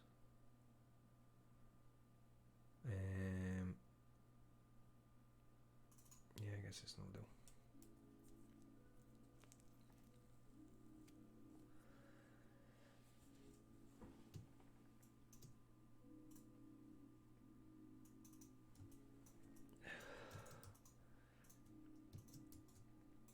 So this is a guy I'm gonna have. If you're familiar with my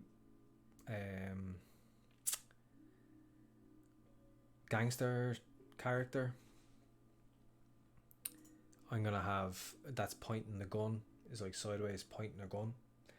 I'm gonna have this character and that character opposite each other in a render, pointing at each other, and he's obviously crazy. He's pointing his finger at him, but he's got a knife behind his back. Is the premise.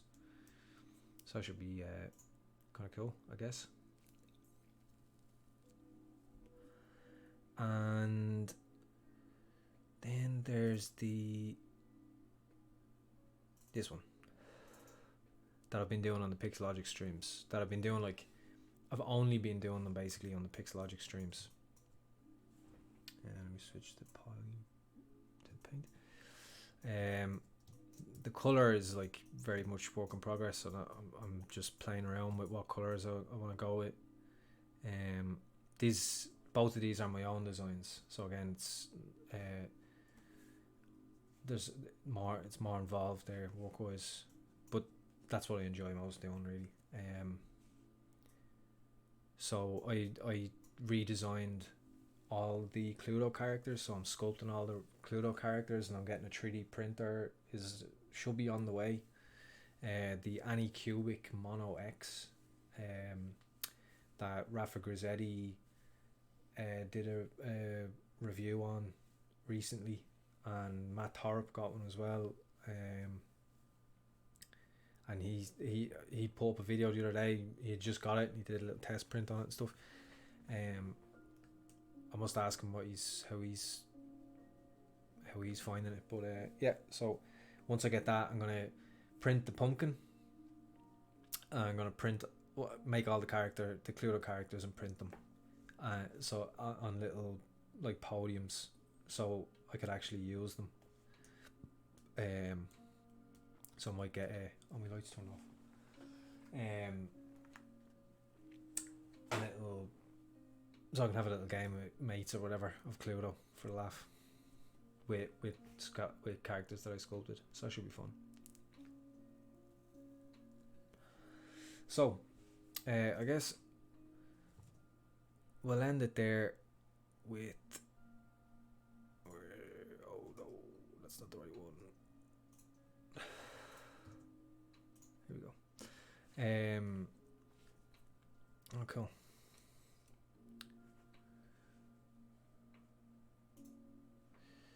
Yeah, so I'll get those renders done and post them anyway, but now you can see the process, and if you want, I'll have this on my YouTube channel if you want to try and follow along with the light and setup I did, or you know, the steps that I went through and how to decimate from Zbrush to Maya.